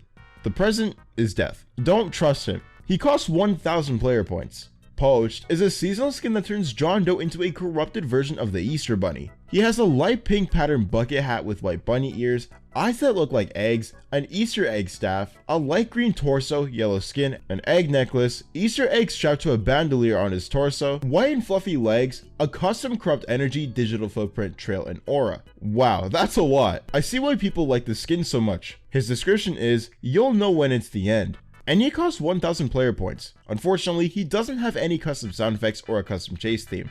Pedro EXE is a skin that turns John Doe into Pedro Paulo 25471 from the Pedro EXE meme. He has brown hair, sunglasses, an orange mouse on his left shoulder, a blue shirt with a t-shirt that I'm not even going to try to describe, and blue pants. He also has a custom intro text that says I hear ha ha ha, which is a reference to the original meme. His description is I hear ha ha ha, same as the intro text. He costs 666 player points, probably one of the most expensive first shop skins for a killer. Script Builder gives John Doe a more blocky-like appearance. His red eye is a red circle, the corruption is blocky, the words John Doe are displayed above his head in a fancy font, his trail is made of a part that follows John instead, and his spikes are more blocky. This is a reference to an infamous John Doe script of the same name that was used by exploiters in Roblox games during 2017 before the filtering enabled update. The skin was supposed to have an upcoming chase theme, but it has since been unconfirmed and will instead be reused for the upcoming unnamed Roblox skin instead. His description is, stop using scripts in my server kit, and he costs 750 player points. All-Star turns John Doe into a football player. He has a football helmet, a white football uniform, a metallic vest with visible abs because he has to flex, a pauldron on his right shoulder made from a football with black and red liquid on one side and stylized number 4 particles appearing around it. His description is, set, hut, hack. He can't even play a normal sport like football correctly without trying to cheat. He costs 800 player points. Demon King turns John Doe into a Demon King. Bet you didn't see that coming. He has a dark red crown, some dark red hair, dark red horns, multiple chains around his body, a cape similar to the cape the Santa skin wears, and 6 spider legs sprouting from the back of his torso. This skin looks awesome, and it comes with the same kill animation that Milestone 3 and 4 have, custom voice lines when killing certain survivors, and a unique chase theme shared with 1x1's Betrayed skin, but with a more intense electric guitar. His corrupt energy spikes are also changed. His description is, what if John Doe was born a demonic angel? Full story. He costs 1,250 player points, and he's worth every point. You should totally buy him, or the skin after this. Gas Harpoon. Alright, get ready for another 200 to 300 word explanation.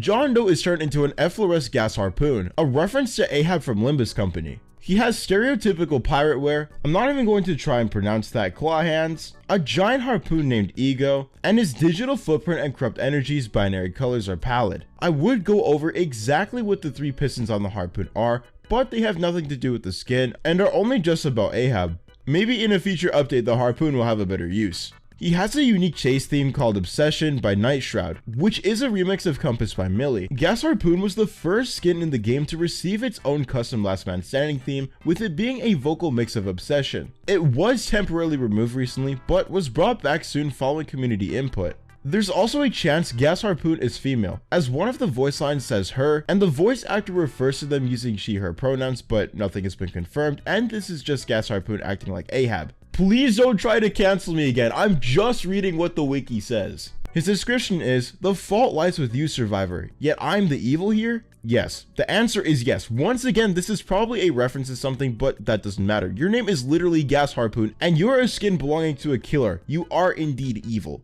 Gas Harpoon costs 2,000 player points. The last skins kind of suck compared to the last 2. Yourself is exactly what it sounds like. It's a modified version of the player's avatar. It still has the corruption patterns, it's just that your avatar is being corrupted now. This skin also only works with blocky and Roblox girl avatars, and if the player is using any other avatar, then it'll just be converted to the blocky body type. Also a cool detail, the color of the binary effect will change depending on your torso color. The intro text that says "they're all yours, Mr. Doe" will be replaced to say your display name instead of Mr. Doe, which I can see leading to a lot of short but funny moments. This skin also has a custom chase theme that is a remix to The Great Strategy by Badless, one of the custom theme songs of classic Roblox. This is also the first killer skin to swap the killer's avatar out for yours. The only use you're getting out of the skin is creating some cool avatar combinations with it, but besides that, I think Demon King and Gas Harpoon are better. This skin's description is, you but if you were messed up and twisted. I think this is accurate. No sane person would spend 20,000 player points on this. I don't count.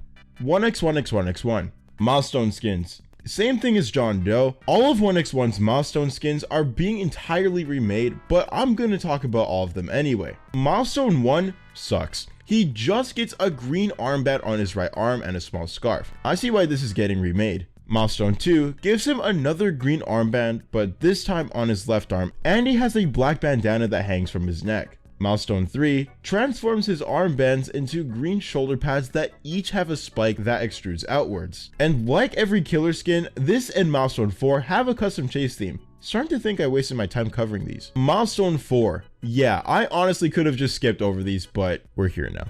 1x1 has a torn and ragged cape flowing down their back and around their neck, and it has custom minions. If I saw this and Milestone 1 running at me, I wouldn't notice a difference right away, and that says a lot. Special and seasonal skins. Jack Frost is a seasonal skin that's based on Jack Frost, the personification of Frost. He has blue swords, a blue eye, a blue body, the blue steel domino crown, a red fur jacket, and black gloves. He also has custom minions who have a blue winter jacket instead of a red one. His description is, no, not the one from the movie. He costs 1,000 player points. 1 eggs. This is easily going to be the longest seasonal skin explanation in this video. 1 eggs is a seasonal skin that turns 1x1 into a chef. His domino crown is replaced with a chef's hat, he has a yellow torso, a white glowing eye, a white apron, and a white shirt with an egg attached to the back. He also has a comically long yellow frying pan and a comically wide frying pan. His minions are replaced by giant egg and fruit creatures based on the LOL series of hats. He also has custom voice lines, and he's an April Fool's skin. He was scheduled to be removed from the shop on April 6th, but like every April Fool's skin, that didn't happen until way later. 1 eggs is a reference to a popular joke in the Forsaken community about the chanting in Unmistakable, Champion's chase theme before he was removed from the game. People heard 1 eggs instead of 1x. A lot of the voice lines are actually references to popular memes. A few of them are, you better scramble like an egg before you get folded like an omelet, which is used when stunned, and let me cook during Last Man Standing. When killing Guest 1337's Invincible skin, 1 egg says, "Are you sure?" A reference to a meme from the show Invincible, where Omni-Man asks Mark the same question. His description is, collect my eggs, and he costs 1,366 player points, which may or may not be a reference to 1 egg looking like 1366. Put the $ behind it, and it looks like 1 eggs. Regular skins. Classic is a reference to 1x's appearance in their official model used in the Roblox The Classic event. His face is actually visible this time. He has a cleaner body, He has the Viridian Domino Crown and he wields the Daemon Shank. His minions have a green and black Dominus, a rocky texture black body, and the classic Roblox logo on their torso. His minions won't disappear when killed. Instead, they just collapse. His description, "That's it, that was just a zombie AI script from 2010, is a reference to how disappointed everyone was with the final boss in the classic. The actual quote is a reference to the SpongeBob Lost episode where at the end, Patchy says, "That's it, that was just a bunch of cheap walk cycles." He costs 500 player points. Soccer Legend is 1x if he were a soccer player. He has a soccer ball on his head with Roblox logos on it, a hole so that his face can be seen, 2 shoulder pads, a white and black skeletal torso, the platinum domino crown, black jeans, a black backpack on his back, and his swords are now rapiers.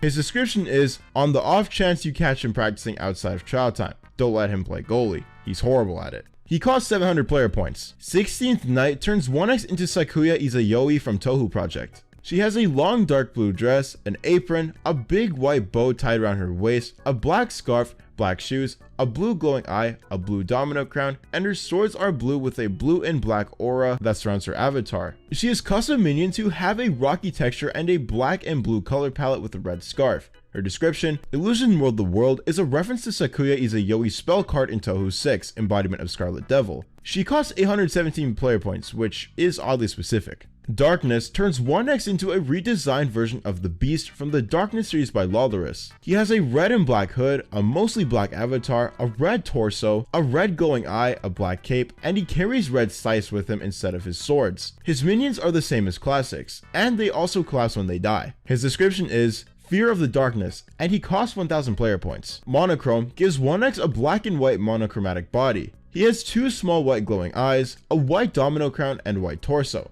His minions also have the same texture and are also given a monochromatic body. This skin is going to be getting a remodel soon, so what I just mentioned is most likely going to change. Monochrome used to have a custom chase theme titled Infernius Monochromatica, however, it was removed due to it being made in collaboration with Sandy, a controversial figure in the community. Its sudden removal also caused the main composer of the song, Fizzy Flux, to leave the team. This skin and Infernum are both going to be getting a new shared chase theme in the future by Limpy. The description, no, not the FNF song, is a reference to the song Monochrome from FNF Lullaby. Monochrome costs 1000 player points. Infernum changes 1x's body to a red fiery color. He has a searing bright yellow cape, a soul inside his domino crown, visible red cracks on his right arm, more intense fire surrounding him, an electric effect, a subtle trail when moving. His mass infection projectile is sharper, and his venom snakes are neon red. His minions share the same color palette he does. He is not officially a Blue Dude variant, but in the Blue World lore, he is. Even while explaining a whole other killer, Blue Dude still manages to come up with more information. His description, "Thus passes the glory of the world," is a reference to the Dominus Infernus hat's text once it's translated from Latin to English. He costs 1000 player points. Voidbound changes 1x's body to a purple and black color. He has a purple aura, an animated ritual circle effect on his back, dark clothes, a purple outrageous builder's club hood, and his swords are black with a purple aura. This skin is basically the Void version of Darkness. It was released early, so it will get more things added alongside the Darkseid Dusekkar redesign.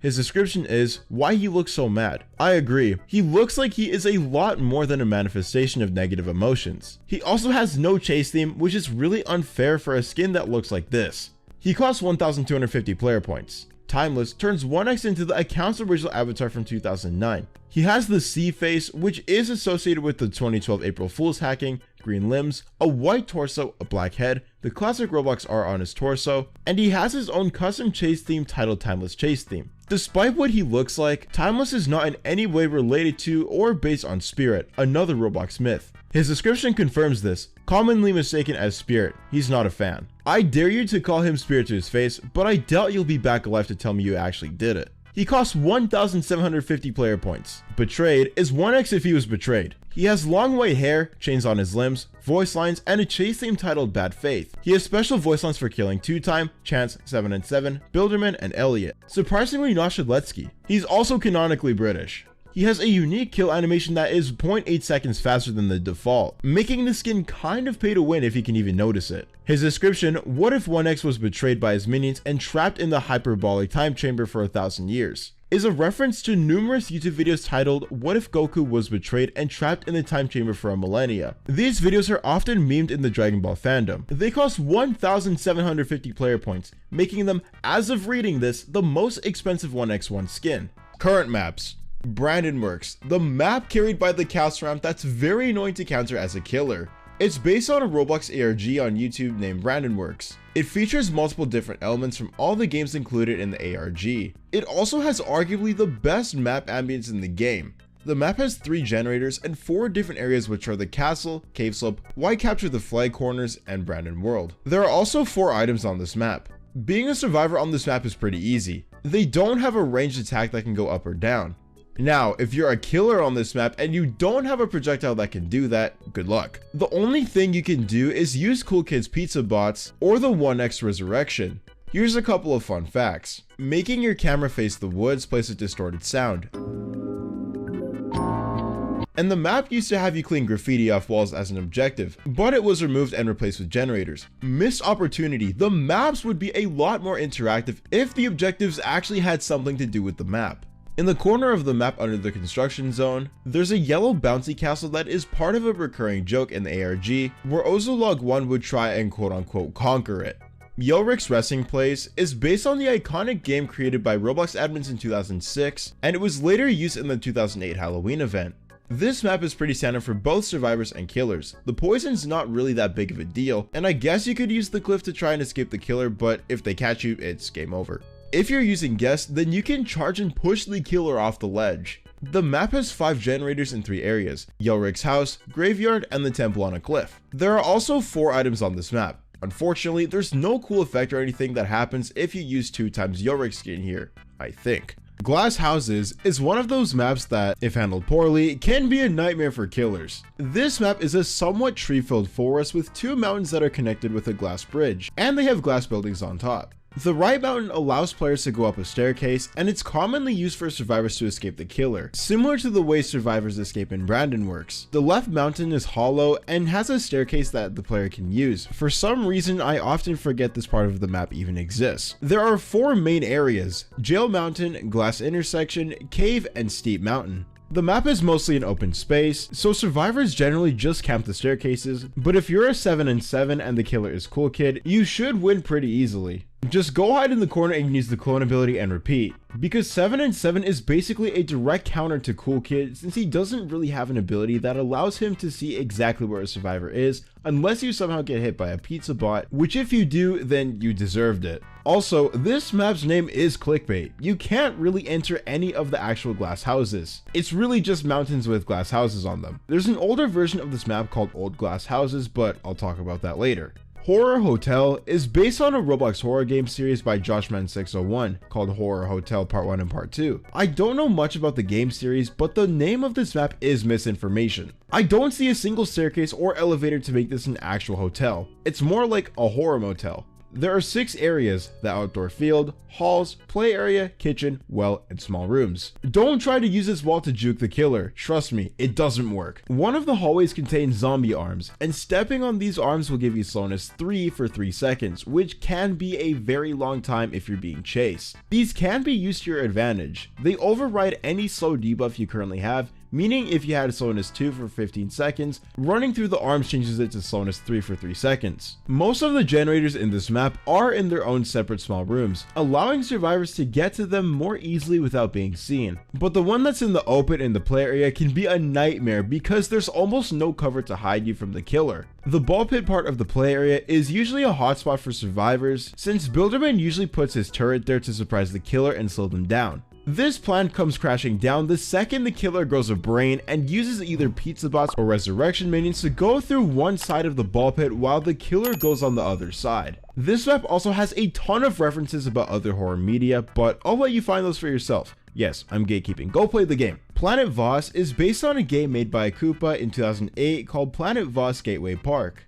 This is the second worst map in Forsaken. It used to be first, but another map in this video took its place. Why is this map so bad? One word: trees. Their sole purpose in this game is to block the killer's vision. Survivors aren't safe either. You could be doing a generator and suddenly get hit by a projectile that wasn't even meant for you because the map is 90% flat. And the only non-flat parts are the spaceships, but genuinely, if you're caught in one by a killer, you might as well reset. Being a John Doe on this map is borderline unplayable. Nobody's stupid enough to go into the spaceships, so you can really only use digital footprint on generators. The only survivor that would utilize spaceships is 7 and 7, since they can just hide while a killer like Kool Kid chases their clone. This is one of those maps where if you're a Kool Kid and the last survivor standing is 7 and 7, you might as well give up. There are 5 generators in 4 areas: center arch or arc, mini fortresses, mini spaceships, and killer only gateways. There are also 5 items on this map. Just like glass houses, there is an older version of Planet Voss called Old Planet Voss. Also, you used to be able to go behind the spaceships, which was removed because some of the killers couldn't fit behind the spaceship. Ultimate Assassin Grounds is based on a classic Roblox game that had the same name. There are 3 generators in 7 areas: cave, dojo, rundown house, target practice area, lake, obstacle course above water, and 2 connected brown houses. The generators in this map are fairly easy to get to and risk-free, unlike Planet Voss. Before it was reworked, this map was torture for anyone unfortunate enough to be Jason. Inside the dojo, there was a staircase that survivors would camp, and there were also other spots survivors could use in the house to escape. Fortunately for Jason, these have been fixed, with most of these escapes being blocked off. Also, the cave was changed to include an opening in the center. John Doe can never really catch a break since the water in this map causes slowness. If John Doe walks through it, the slowness caused by the lake combined with the slowness caused by his trail makes him walk even slower. Abuse this while you still can because technically it is a bug that is going to be fixed. Probably. Pirate Bay is one of 2 new maps, and it's the best of the 2 by far. It's currently the only map in the game that has weather, which is rainy and stormy. It also has multiple ships along the shorelines that you can't enter, several barricades, several different structures, some trees, puddles of water that can give a bleeding debuff, a giant orange kraken in the ocean that's probably responsible for the broken ships, and a giant skull carved into the mountain. This is probably the best looking map in the game, and it's not as unfair as the other map that came in this update. There are also 5 generators and 5 items. This map has a ton of elevation, so evading killer projectiles should be easy. Also, killers can just run through the puddles of water. They have enough health to tank it. There's also a lot of graffiti around the map that references killers, survivors, and even upcoming killers. Don't let the appearance fool you. This map also makes John Doe suffer, and if there's a highly competent 7 and 7 player, you aren't winning no matter what killer you choose. Underground War is 1x's kryptonite. It feels like this map was created for a double killers game mode because it's so large. The map is so big that using Unstable Eye is basically useless because the survivor's either out of range, or when you do think you've got them, they're on the other side of the map. Anyone using 7 and 7 gets a free win. They don't even have to try. Survivors can also hear the killer's terror radius if they're below or above them. The only real downside survivors get in this map is that the underground is like 70% dead ends. Stamina is a big problem for killers because survivors on other floors are close enough to drain the killer's stamina. Even without the stamina drain, the size of this map makes it feel they can run forever. Anyways, there are 3 areas: the surface, the underground, and the flag capture points. Also, this map is based on the Underground War, an iconic and old Roblox game created by Stickmaster Luke. This map would probably be a lot better if the underground didn't exist. Also, if you're really unlucky, you can spawn in the killer's terror radius and be taken out of the round pretty early.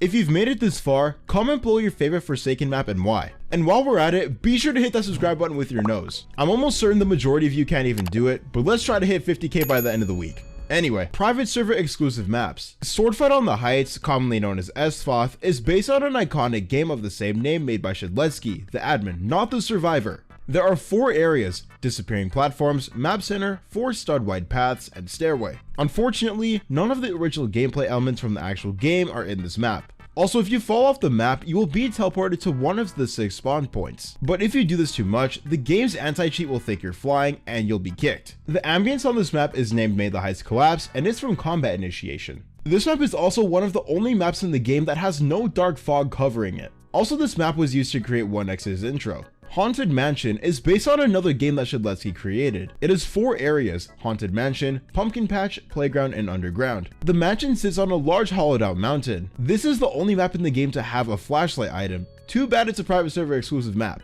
Actually, I think Underground War has permanently damaged everyone's opinions on underground sections of maps. The ambience in this map is the same as in Yorick's resting place. The objective is the same as Old Planet Voss's. Now that I think about it, there's no completely outdoor map in the game yet. Not that this is an outdoor map either. Area 51 is based on the game Survive and Kill the Killers in Area 51 by Homer Mafia 1. I retract my previous statement. This is a completely indoor map. This map is going to be added to public servers when it is finished in the future. Currently, there are only two areas, the center room and the purplish center room. When it is added to the game, it's probably going to have a lot of mixed feedback. Survivors like Shedletsky can jump out and stun killers, and there are a lot of ways to loop killers. But on the other hand, this is the perfect map for John Doe since he can block off the paths with corrupt energy. This is also most likely the map used to create Jason's intro. There's a special mechanic where, after all the generators are completed, all the closed doors in the map will open. Why are all the cool mechanics locked behind private servers? Template Town was available during the playtest period of the game, but it was removed and then brought back as an admin and a private server exclusive map. The current ambience sounds like it came straight from a 2016 Roblox Tycoon, because it did. This will likely be changed in the future as it's just a placeholder because the creator of the old ambience wanted all their music removed, including the old ambience. The map consists of walls, structures, textureless cars, burning barrels, large ramps, huge towers, and trees. This map unironically looks more fun to play on than Underground War. Can you tell I don't like Underground War? This is the oldest available map in the game, and it was the first proper map added. Generator Hell got its name because it has 8 generators that you have to unlock one by one, and they progressively get more difficult as you go until you complete the final generator. There are only 2 areas, generators 1 to 8 and trophy. The actual map is a small green base plate with 8 sealed off sections that each contain a generator. At the very end, there's a golden statue. The generators in this map are different from the current ones. In these generators, you have to turn all the red squares green by clicking on them. Sounds easy, right? No, it's actually extremely difficult. Probably a good thing the devs decided not to use these generators anymore and instead replace them with the ones we know now. Generator Hell 2 is literally the exact same as Generator Hell 1, but this time with the current generators instead of the old ones. Removed maps. Kool Carnival was accidentally removed when the 2-type update was released. There are 4 areas: entrance, exhibit, attractions, and Ferris wheel. The entire map is themed around Drako Bloxers because Kool Kid, the creator of this carnival, went through a Drako Bloxer phase. This is one of the smallest and most densely packed maps in the game. This might be one of the only maps where John Doe is actually really good. Usually there are a lot of problems, but with the map being so small and densely packed, corrupt energy would do really well here.